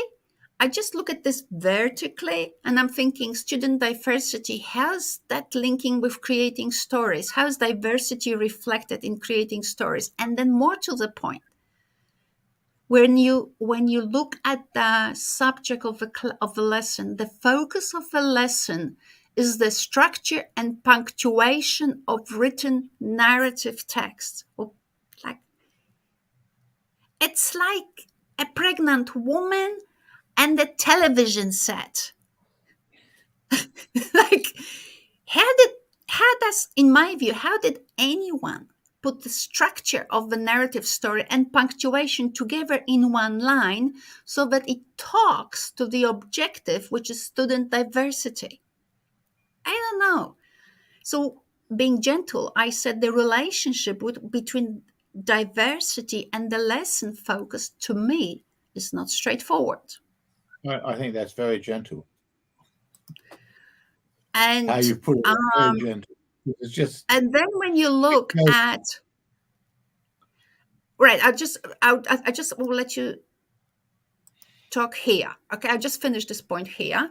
So this is so you know that, and then when you look at the achievements for year one, because I prepare teachers, say some of them from early childhood, some of them from all grades of school. And I also prepare, I work with higher education teachers as well. So I've got the whole lot. So here I'm looking at, so this particular curriculum, this particular lesson comes from year one. So teaching, say, 7-year-olds.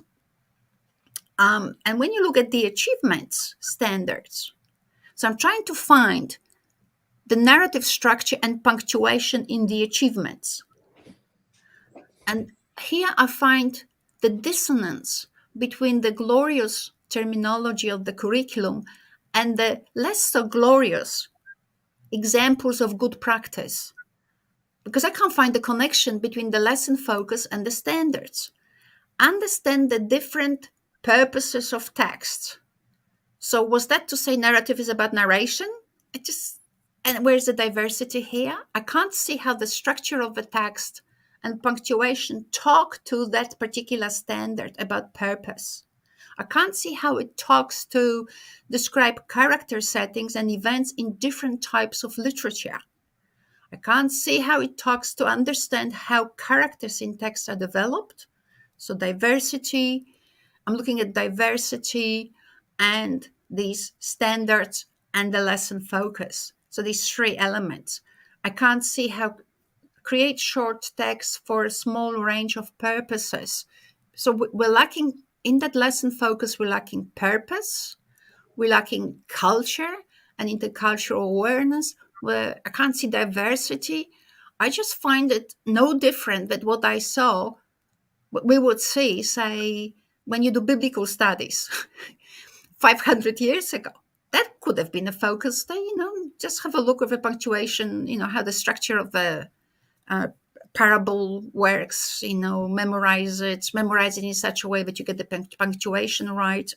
So anyway, so my two comments here are the focus of the lesson are relationships between the purpose. What would I suggest? But it would be better said. The focus of the lesson, a relationship between the purpose of narrative text, the cultural context, and structure. So if you wanted to have something neat and short, at least somehow they should have included that concept of culture, because diversity comes from intellect and from culture, right? So somehow integrate that. I can't see how punctuation works here. For me, punctuation cannot be understood by analyzing a structure of the narrative. It is connected more with text expression. Comma makes sense because if you say it this way or if you say it that way, two different meanings. So we're analyzing how to render the text, how to produce text, how to express them, as opposed to, here's the beginning. Oh, look at this. In the beginning, we had 3 commas. Oh, here's the middle of a story. Of course, this is not the structure, but I'm just simplifying. Here's the beginning. This is the middle of a story. Oh, look at that. They had exclamation mark. What do you think that exclamation mark is doing in the beginning of or in the middle of a story? Yes. Anyway, I'll leave it to you. What I'm saying is, we've had pretty good discussions so far about all this, about transformative education, about how restrictive we might be when we focus too much on planning and too little on intellectual development. And now what I'm showing to you in practice is exactly what we were just saying, which is glorious terms, but when it comes to examples of best practice, here we are. Your call. Can I make a point that I'm sorry, I was just scrolling through the comments and I thought it was very interesting. I'm not so sure. Nguyen Quang, I'm saying that makes us, if we look at learning as a complex system and each learner as a complex system as well, is there any teaching, learning that doesn't promote change at all? I think it's very interesting. He's one of my PhD students. Okay. It figures. And well. Let me preface this a little bit by saying, typically in the Thai educational system, people do coursework and then do a thesis. His background is such that he was admitted straight into the PhD thesis with no coursework. Coursework. coursework. Good. And he's also the dean of a college with foreign language department. Right. And he's 25. Yeah, I thought it was a very insightful point, because it's what we've been discussing here, Ania, is all these meta narratives, and I like Wayne brought that into the conversation, right? All these meta narratives that constitute what we think, or what somebody, I would say, like, the sausage factory, right, decides, right, this compromise, this Frankenstein assumption of what a human being should be and do. Largely, and we can always go and say, like, largely absent from the documents that we were walking us through is joy, happiness, pleasure, ability to relate and live and learn, etc. It's like, so in other words, it's just completely, it just goes to show, I think, that when I read a document like that, and it's no different from the Common Core or any documents that states here adopt the same kind of bureaucratic language that you encounter. And I think that we can all go in and poke holes in it, and it's very easy, because it's a very easy deconstructible curriculum. I am for the death of curriculum. I am an anti-curriculum guy myself, but this is a personal stance, of course. And these things are more. You're joined by others, including me. Okay, yay! It's so far as we think of curriculum as moving to understanding, then I'm like, okay, good. So then becomes full of possibilities. I was playing with my students last night, and we were thinking, we don't say curriculum is, we say curriculum as. Curriculum as such, curriculum as such. And how does these things start to play and look like? Because I do think that at the end of the day, perhaps it would be useful for us to abandon transformative education as part of a discourse at all. We cannot, I think, in agreement with Mr. Kwong, in complete agreement. It would be hard for somebody out there to say that human beings are not complex organisms, and then the world is not complex organisms, and everything is not complex. So if that is so, there is no way that when you integrate and you point and introduce something, that some kind of transformation will be ongoing. And I mean, I don't think that the point is entirely new. Philosophers have done it for a bazillion years, and yet here we are. So perhaps a good space would be to just like, well, let's reshift and refocus the conversation from transformative to Yes. something else.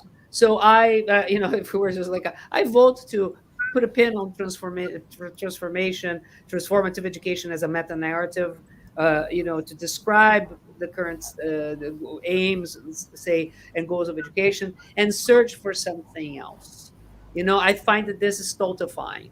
It stultifies it because it seeks explications. It's like explicating something to me, and I think rather than storing something to me, and storing something to me activates my imagination in a way that explanation doesn't. Okay, I just, because we have only 15 minutes left, can we progress to the next point? I just wanted to move to the next point and see what you say. I think okay. So hold that thought, Sandra, and everyone else. So now we have this concept of critical literacy. So everybody knows Calantzis and Cope, Mary Calantzis and Bill Cope. So they've moved from Australia to the US a long time ago, probably 30 years ago. No. Now 20, 30? Is it that long? About 20 maybe. Yeah. So they've spread that multimodal literacies and whatever else they call it, based on systemic functional linguistics. And they've written a book that is the Bible of literacy teaching in Australia. So there's a chapter there on critical literacy, and let me, especially for Wayne, I think Wayne is not aware of it. So basically, critical literacy concerns itself with the kind of approach that you would use to stimulate transformation. So it's the substance of which is to tackle real-world issues by creating authentic texts. So students create text, authentic texts, whatever, on issues which are of world importance or worldly importance, that address questions of concern and interest to learners and their communities. So basically, students write on a particular issue that they find being important to them or their communities. And here we have these examples. Sorry. Who's talking? Someone's talking? Me. See, I hate this. I just hate it. I can't tell you how much I hate it. Basically, I hate it because let's just say that in this grab bag of stuff, there are serious issues. Then if there are serious issues, then we need serious amount of thought to think about them. They're here. We have these kind of issues.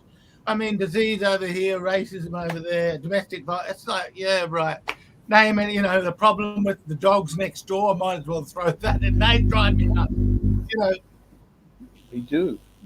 Basically, as a student, you need to understand and learn a lot of shit.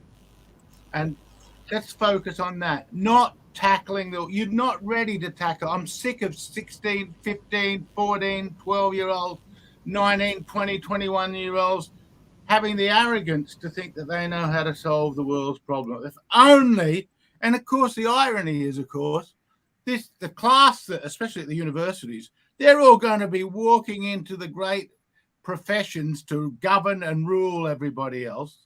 So them thinking they're smarty pants at 18, 19, 20, because they wrote an essay in their first week and semester or in high school, knowing how to fix up the world's problems. I've got the answer to world peace in my pocket. This is not learning. This is ensuring stupidity on a mass level. And the best they'll get is they will repeat what their idiot teacher, because I just think this is terrible, because the answer is already there. But, I am sure Calantzis and Cope can tell you how to fix everything up, from trust the science to, men behave yourself to whites about, just that is not learning. Go off and learn about cultures. Go off and learn about the human heart. Go off and read literature. Go off and read history, and deal with that first. And then, when you're about 40, maybe maybe I'm being mean here, but come out of the cupboard and then have a say, but not till then. Just learn how to be patient and quiet and observant. That's what all of this is about. There's no observance here.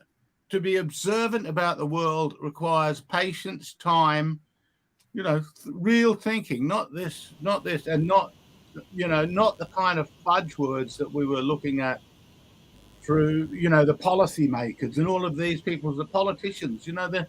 Look, the world lumbers from one mess to the next. It always has done. But we live in a time where literacy and the communicative channels are so great and vast.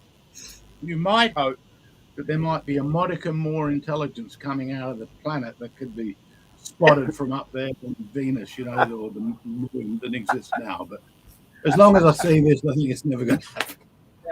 No, I Sorry about that. So that book is in its third edition, I think. No, look, I think it was 2010, 2012. No, open any issue of modern languages annals or any high publication, coming out of the United States or Europe right now, whatever highly ranked journal, which is another crap on stick story. Anyways, and you're gonna see Copes and Calantes in it. It's all over, and it's still all over it. It's a wishful thought more than so. But I agree with Wayne, and I have to say, what disturbs me the most is indeed that 20-year-olds and 25, 27-year-olds are charged with building and finding solutions to world problems, when actually I don't even know what the problem exactly is. And more so, I'm being told what this problem is, as opposed to finding what this problem is for myself. And it's the assumption that I don't know that there is a problem out there, that I am like willfully blind to movements of social justice that are ongoing on the planet, that I have no states, that I'm an alienated and all stuff, which is crap on a stick. It goes back to that whole idea that the assumption that the curriculum, that people are stupid. And I don't, and then therefore they cannot do or operate in creative ways. And this is perhaps what I find problematic, is this reliance on a Disney curriculum that I just feel that I'm tired of living in simulacrum. And that is really preventing us from experiencing the world by ourselves in more. Sandro, the metaverse is coming. The metaverse is even worse, right? And or not, I don't know. It depends on the use you make out of it. But the point is that discovery, that discovery is not there. That discovery of and I think it's problematic because it's actually puts the carriage before the horse, right? Is that the saying in English, right? It starts already over there when actually you haven't even figured out the over here. Where are you right now? How are you feeling? What are your what is it that you're searching? And I think it's a problem because of that. And it's a problem of, this is a curriculum of social justice and oriented, boom, here's what you have to follow. This is what you have to read. Or this is the curriculum of multimodal, stuff. So here's what you have to do. And I'm just like, I'm confused all the time because But if you don't have that curriculum, then you have the curriculum of the individual. I think I have a curriculum of possibilities. I think that there was a question. Well, no curriculum at all. It should be a catastrophe, wouldn't it? And I do. Can I invite you now? So we have these terms here. So that's great. We have here quite a range of age in this group today in our discussants. What's missing here? Like, if we were to have these issues, I mean, some of us are old enough to remember when I was studying German, so there was pregnancy, alcoholism, smoking. Remember that? So we used to read texts about pregnancy. Is it okay to fall Abortion. pregnant? So what was the other issue? Smoking. Is it good for you? So we had countless texts on whether smoking is good for you. So, right. So I think that when you're young and you're introduced to all of that, as Sandro is saying, and Wayne, you might have forgotten or not seen those textbooks that we were raised on, which didn't have ethnic and sexual discrimination. We had pregnancy, early pregnancy, all other subjects. So how different?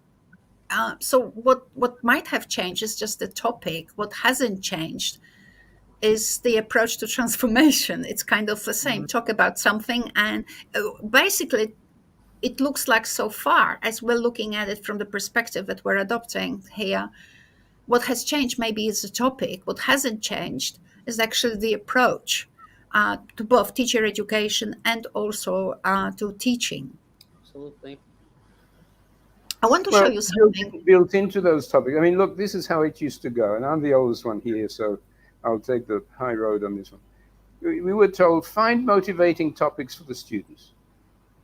Then post the motivating topics for the students and let them, select what they're going to talk about. So we had exactly what you were saying: abortion, smoking, whatever it was. And then they came, and they talked.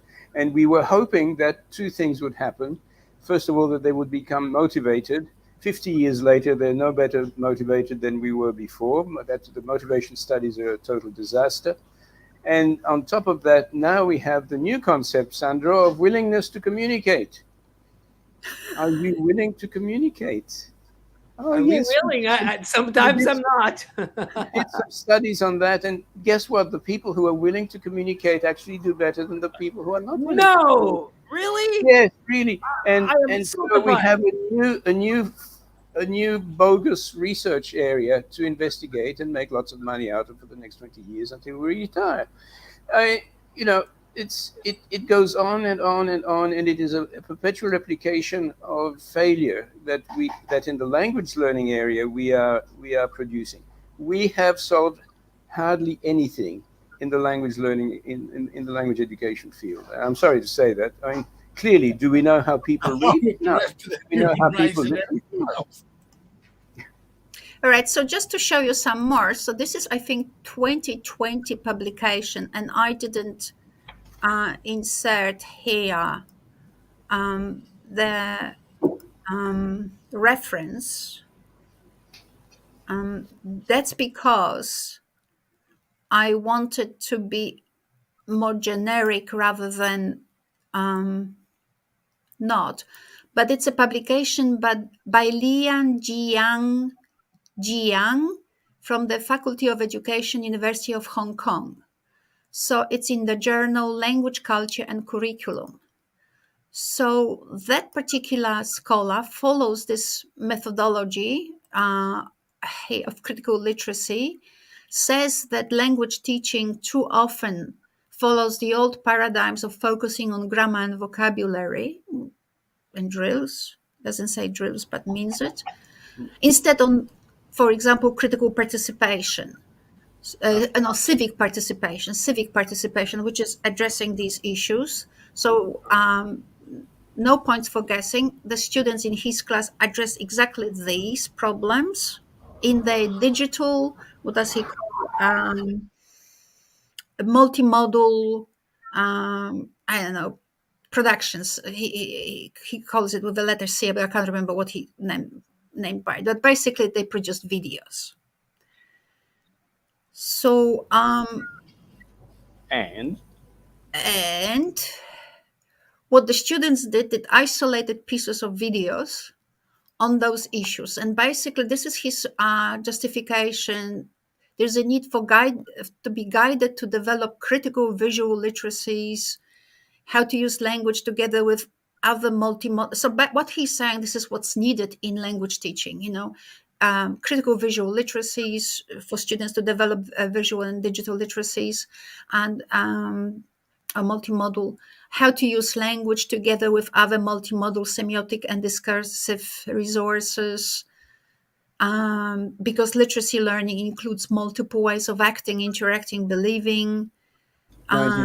1970. I mean, we all knew that. Right, but what I really want, so this is digital multimodal composing.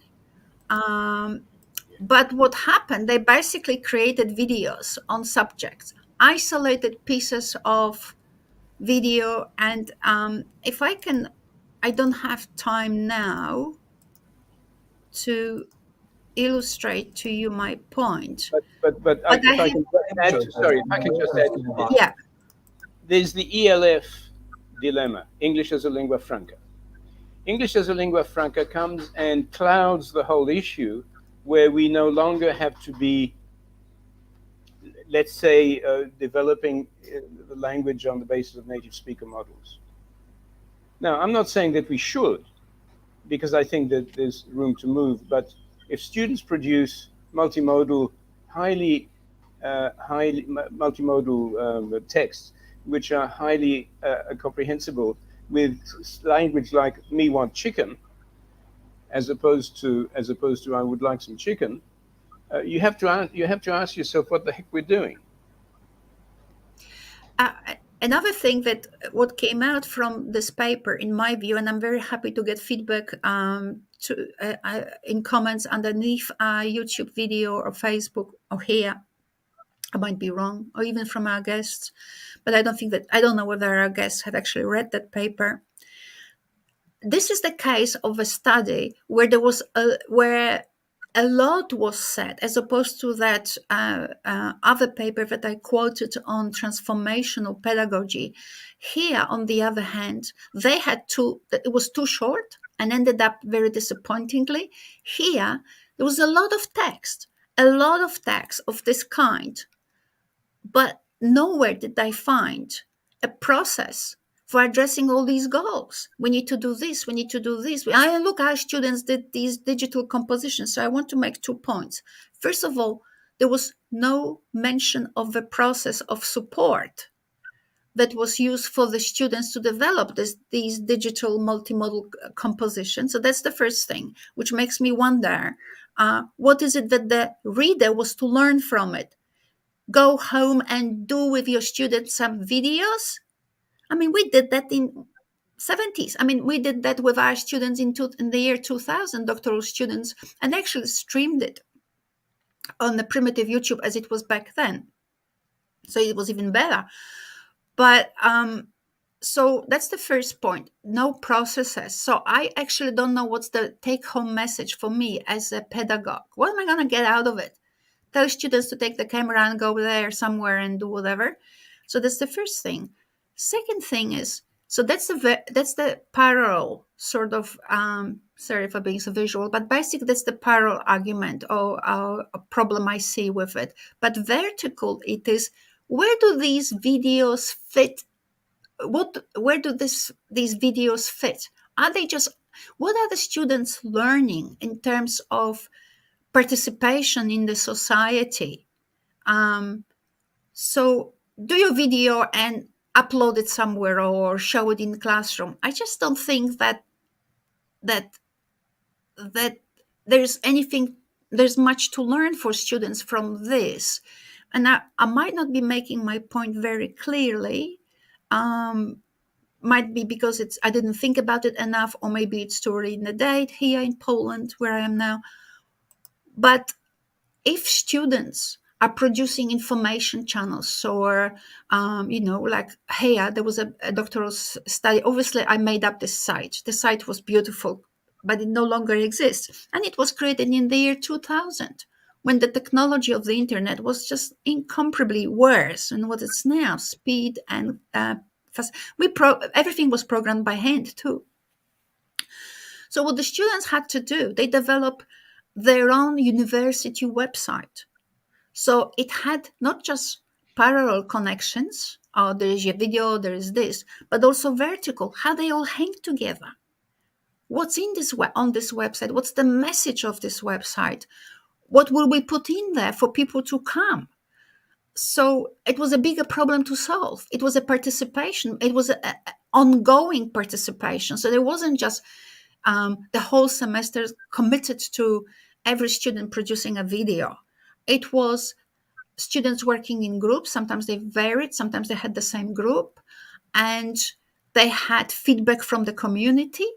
So they took stories from the community, they interacted with the community, and the website had lots of things on it that the students decided would be worthwhile to have to communicate the value of that university to their own lives and to the community life.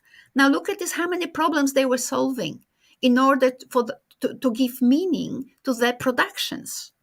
So I just came up with a few things. So they had different types of stories, local, national, health reviews of things.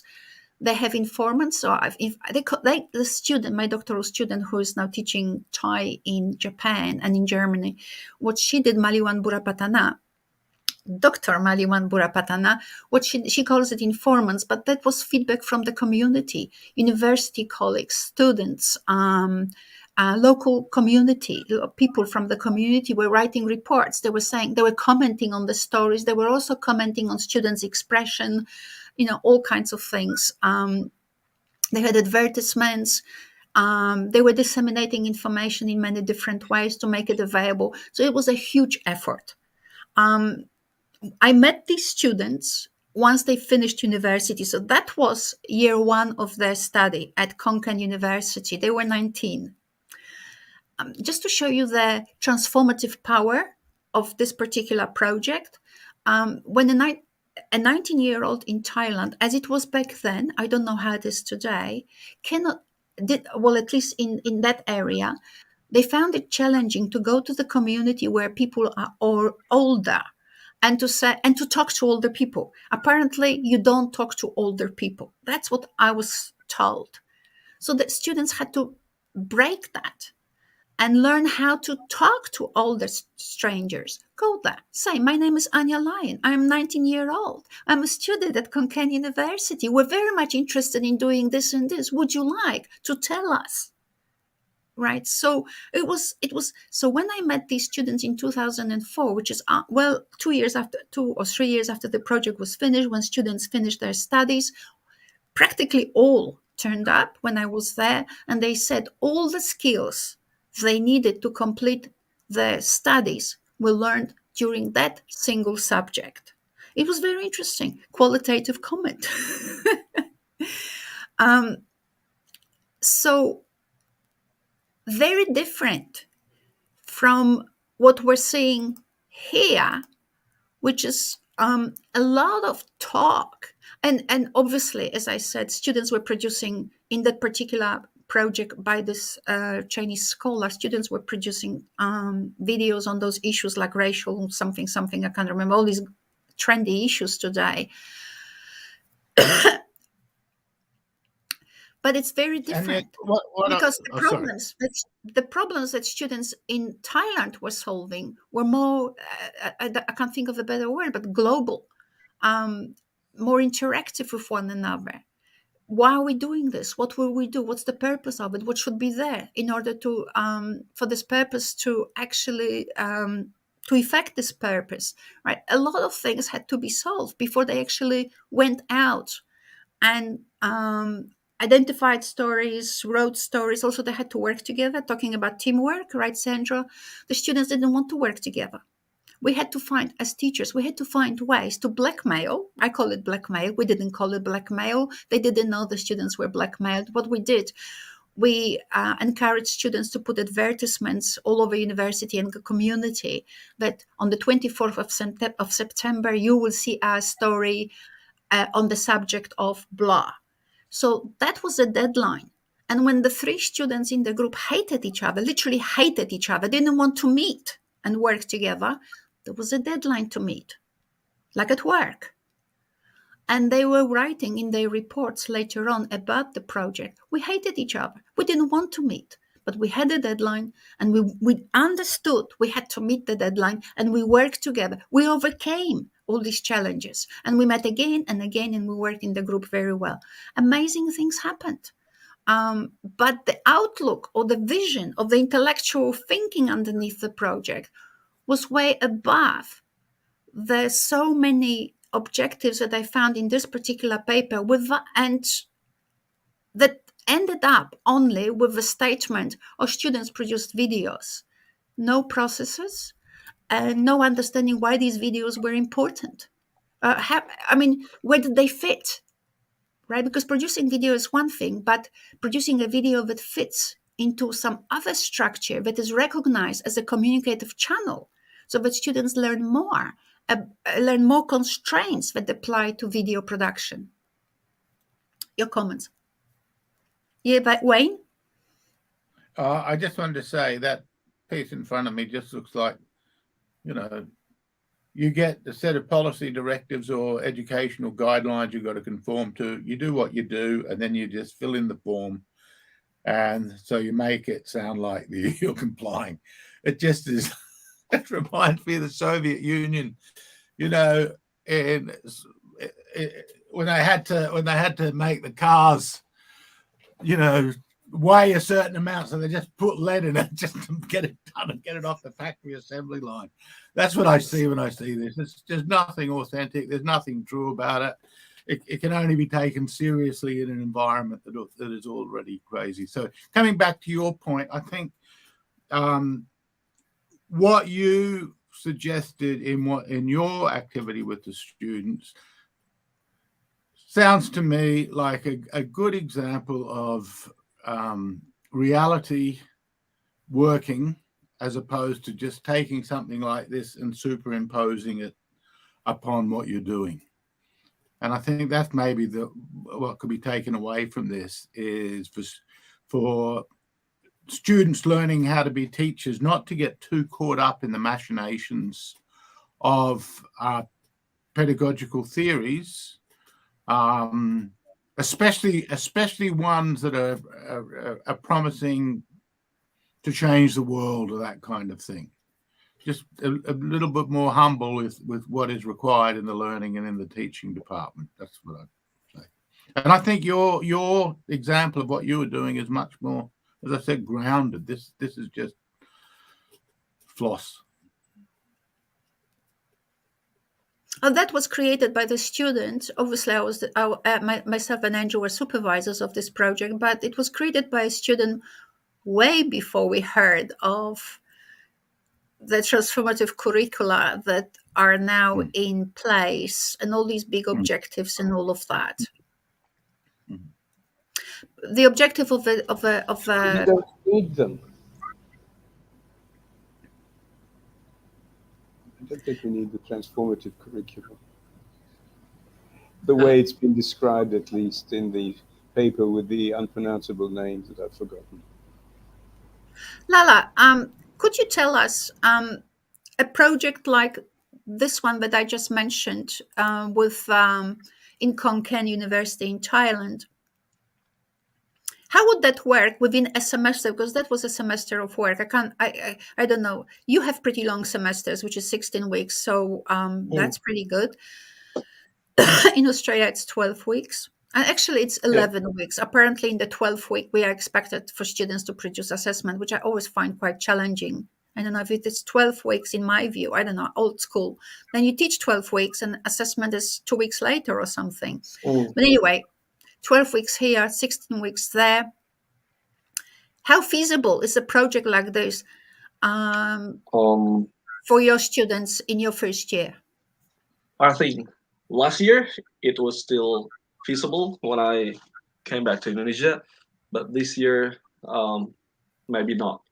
Why? Because the first year students and also the second year students, also the third year students, are now having additional English courses. So they have to go online with the tutors from 6 a.m. to 6:50 from Monday to Thursday, and also they have to have offline English or Arabic classes on Saturdays. At the same time, they are actually now having like 22 or 20 credit hours of learning in our department. So I don't think that is feasible in terms of time completion. But when they are doing the research project, I guess in the 8th semester, I don't know, maybe that's more feasible. So my students are now facing, having too much input in the traditional sense, because the people here believe that the more input, the more English teaching that they have, the better their English will be in the future. But I don't think that's gonna work this way. Yeah. So because there's you no have, time. yeah, I Andrew. mean, he's saying he's got more input, more input, more input. So what? Yep. If there is no time, if there is no time to assimilate it, play with it, manipulate it, interact with it, Right. integrate it, master it, even. Because this is still crashing, right? Right. Input, Right. input, Right. input, It's still, input. yeah, And but Yes. it's not even Krashen and Meryl Swain, with comprehensible output. I mean, it's just nothing. Oh no, no, Andrew. I come from a ex-communist country, Yeah. so I was born there. To me, it looks like keep them busy so they can't think. mm, Ah. I think that's Mm. an interesting. I think that's an interesting point that we didn't actually get to raise today. And there are Mm. issues. There are issues which are happening now in Indonesia. I understand with the teaching of English, which is going to raise Mm. similar questions, and Right. that would be an interesting debate at some stage for us all. And I'd love to hear what Wayne and Sandra have to say about it. Just as a summary, apparently Indonesia is now decompulsifying, whatever the word is, English language studies. So people will not have to study English in high school, in primary or secondary school. In the world where the Dutch, the French, the Africans, the Latin Americans, some Yes. of them, not all, So I mean, look, communicating in English. we can't talk about it. Now. I don't think we can talk about it now, but I think that's an interesting issue. yep. My prediction had been for a long time that the English bubble would burst, Mm. but I didn't think it would be as soon as this. This is I'd very, just very. say just one sentence. I think there's the geopolitical rifts. Mm. There's a Yeah, symptomatic and also, geopolitical rift, and I have no sympathy with the US-led hegemonic forces that have created this. yeah, None. I And agree. their pedagogy is a component of it, and it's reflected in this document. That's all I'll But say it, but, about that. but it's also I agree, and I will add that there's as evidence no high school in Brazil, Latin America, has produced speakers of English upon graduation. They all had to seek education in private institutes elsewhere, besides outside their K through 12 education, public or private, public or private. In very few occasions, and then we can it's just about like teaching quality, amount of time that is spent, and all the stuff we can go into that. But and then of course people who do it, they do because they want, and if you want it, you're going to learn English no matter what. So I think Yeah, that and the the problem. investment there is that no K through 12 in the same in the same sense that in the United States people complain. I went to high school. I took Spanish for 5 years, French for 5 years. I don't know a single word of Spanish, and then I go to college. I have to be in a beginning class again. What's the problem with me? Is Americans are done with language? What is it? No, it's just a complete failure of the system, and of the It's fact just, that yeah. it's not the goal of And may not be the goal for that particular moment of that subject to invest in language. So there that becomes sort of like evidence, right? Well, why are we going to invest in foreign languages, whether it's English, French, Spanish, whatever, mm, Latin, whatever it is, if people are not going to learn it no matter what. So this decompulsory thing of English, especially because now you have platforms where you can meet people all over the world and practice with them, and you don't have to suffer through the grammar and or you can use machines. and you can use For, machine. Right. or you can use machines for everyday life. If you're a tourist, I mean, everybody here is learning English in Thailand. No, no, that's not true because Thailand's going down the drain with English. But everybody here is supposed to know some English in order to receive tourists, medical tourism, and taxi drivers should be speaking English, and so on and so forth. Reality is this is not happening.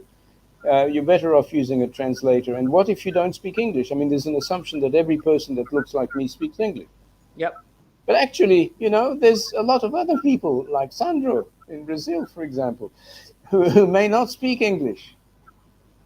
They're not going to speak Brazilian Portuguese or Brazilian. They're not going to speak French. They're not going to speak Russian. So the problem of everyday things like tourism may be solved by machines rather than by education. And right. But English is not for just tourism. I know that. And we'll be left with an elite of people who will be dealing with English, other languages, and so on at the highest level, and who will be working with government and businesses and so on, and also spread information.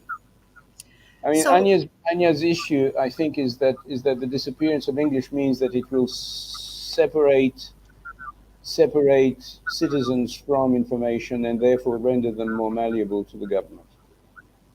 Which is pretty much also which is also right. I just wanted to summarize because I've got another appointment. I just wanted Sandro or whoever, but maybe Sandro first, because Susie Huari is specifically talking to Sandro here, seeking a friend. So we're summarizing like literally in 1 minute. I answered that question, by the way. Yeah, I know, but just to make sure, what is the alternative to having a curriculum? No curriculum whatsoever. Curriculum,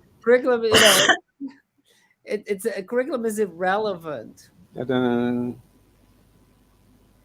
not in the conventional sense, right? So I want you to understand that if we think curriculum as the set of directives, it's a set of orientations. If we think about curriculum as a set of orientations, then it becomes a question of understanding as opposed to following rules. So I prefer then perhaps recasting the meaning of curriculum, making it a little bit more widespread, and let's pick it up and see where we can take it. Curriculum studies in the United States is a very marginal subject within educational scholarship. Very marginal. Still, the curriculum is understood as this very sort of structuralist, idea. And the way that I'm perhaps suggesting here is not. So the alternative to curriculum is no curriculum. The students because sorry. Good. No, go ahead, Andrew. because it becomes prescriptive, rather than responsive. Yeah. Well, on the opposite. Sorry. I think on the opposite. I think there definitely should be a curriculum, and I think it should be an immersion in traditions, plural. And I think the traditions, so that people are aware of civilizational traditions as far as that's humanly possible. So that's going to be different stages, different levels. But people in the West should be aware of their traditions. Plus, Sure. They certainly should be aware of some type of what's the word I'm looking for? Some type of competence in other traditions, knowing about China, Absolutely. knowing things about India, and that requires learning some history, some literature, religious traditions. It doesn't have to be faith-driven, not at all, but to understand about the different histories and the different revolutions and wars, lots of stuff about wars. I think then you can start. Is that a curriculum? Is that what you call a curriculum? Yes, that's. So I don't call that a curriculum. Very thick content, where basically now that requires training teachers of a sort that there's very few of those left anymore. Yeah. I honestly think that in the main, a high school teacher in the 1950s and 60s knew much. Wayne, what worries me about that, I mean, I understand what you are, because you use as like understanding, right? So that gels with my redefinition, reconceptualization of curriculum. My concern is that when we start with these terms, we are what are we going to include and what we want to exclude? Yes. And then Well, that becomes tricky. there is an answer to that. There are answers to that. You can look at, for example, I don't know how far I want to get into this at the moment, but let's Oh just my, say, this came so late. let's just take a term like the Western canon, right? Now, some people think Harold Bloom, for example, in his misguided book called The Western Canon, think that that was about books that someone thought likes as being of good quality. No, it's not. It's about books that you can go to and see these were either people forming, nation forming,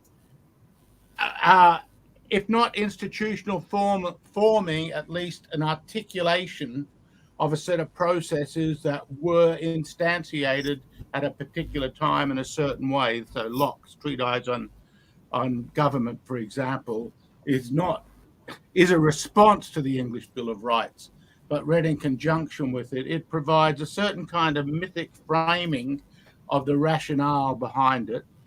There may be curriculum forming, discipline forming, for example, studying the history of philosophy. You want to know its foundings and who the fathers are. Studying history, knowing something about Herodotus and Thucydides, knowing something about, for any Western person, knowing something about the Greeks and Romans, knowing something about the different civilizations at that time, the different empires at that time. It's a bit, to me, that's an exciting and open curriculum. The different lifeways, of tribes versus empires and cities, the structural features that fed into it and the cultural differences that feed into it. It's a very big, it gives lifelong learning a certain meaning, but the degree to which it's capable of being disseminated through the education system, I think, is absolutely crucial to having a better informed set of public debates than we have. If they want to get to the ends that they're pointing to in So transformation, I just need they need to get I mean, look, Wayne, I something. wanted to say, Wayne, I agree with you completely. I'm not against that. What I'm worried more about is something which is perhaps we're talking about different levels of the thing that we call curriculum.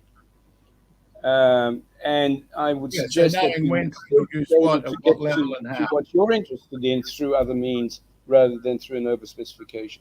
I'm worried about overspecification, I guess, more than other things. So I just have to finish for today. I want to thank my speakers. I just wanted to say that I'm moving on to teaching discourse analysis now in Vietnam in half an hour. And it's very interesting in the view what we've been talking about, because it's very often thought that you can, that the meaning of a text, provided you have a good analytical tool, the meaning of the text will jump at you. The thing is, without the knowledge of these historical, political, social movement trends, even briefly, it's really very hard to actually understand text. No matter what good a tool I might have developed and will teach about and will use with my Vietnamese master students, like in half an hour. I noticed that some things that, well, I didn't notice it now. I knew it, but when I was applying my own tool, trying to challenge myself to different texts to see whether they still work and how they work, it was very clear. You really need background knowledge to actually see things. Why is it, for example, that the matrimonial advertisement produced by the uncle of a young man is seeking a young, fair girl from South India, from the south of India? Like, why that description? It's very interesting. Unless you're really sensitized to all the things about, or some things about the context they're applying, you might not actually hear what I just said. It was relatively racist advertisement, but you can't pick it unless you actually understand the context. You will not hear what the word fair means. Why is it that they want They don't want a black girl who is educated and young and intelligent and charming. They just want a fair girl from South India. So yeah, I'm not sure whether I would have picked it. I'm not sure how I would read the fair without knowing some things. Right. So I think that focusing too much on lesson plans and focusing too little on intercultural intelligence may not actually work for us as teacher educators and also for our teachers. If we may finish this. So thank you so much for our discussion. I think it was a great broadcast. I think that we all got a lot out of it. And I hope that we meet in the same team one day again when we all find time, and we might flesh out some more detail here, which we might discuss at the later time together. Thank you so much. Thank Thank you. you. Thank Thank you. you to the audience. To the audience. Wayne, All right. Sandro, let's hope to meet again online. I love that conversation. Thank you That so was much. awesome. We should Lala, continue that thank you. conversation. That Thank was a you. good one. Thank you all. Thank you, Susie, as Very well, for good. your lovely support. Yeah, Susie and some couple of other people. Yeah. Wang, my You student. can. Thank you. Okay, bye Cheers, all. bye. Bye. Bye-bye. Till next Cheers. time. Cheers, all. Bye-bye. Bye, everybody.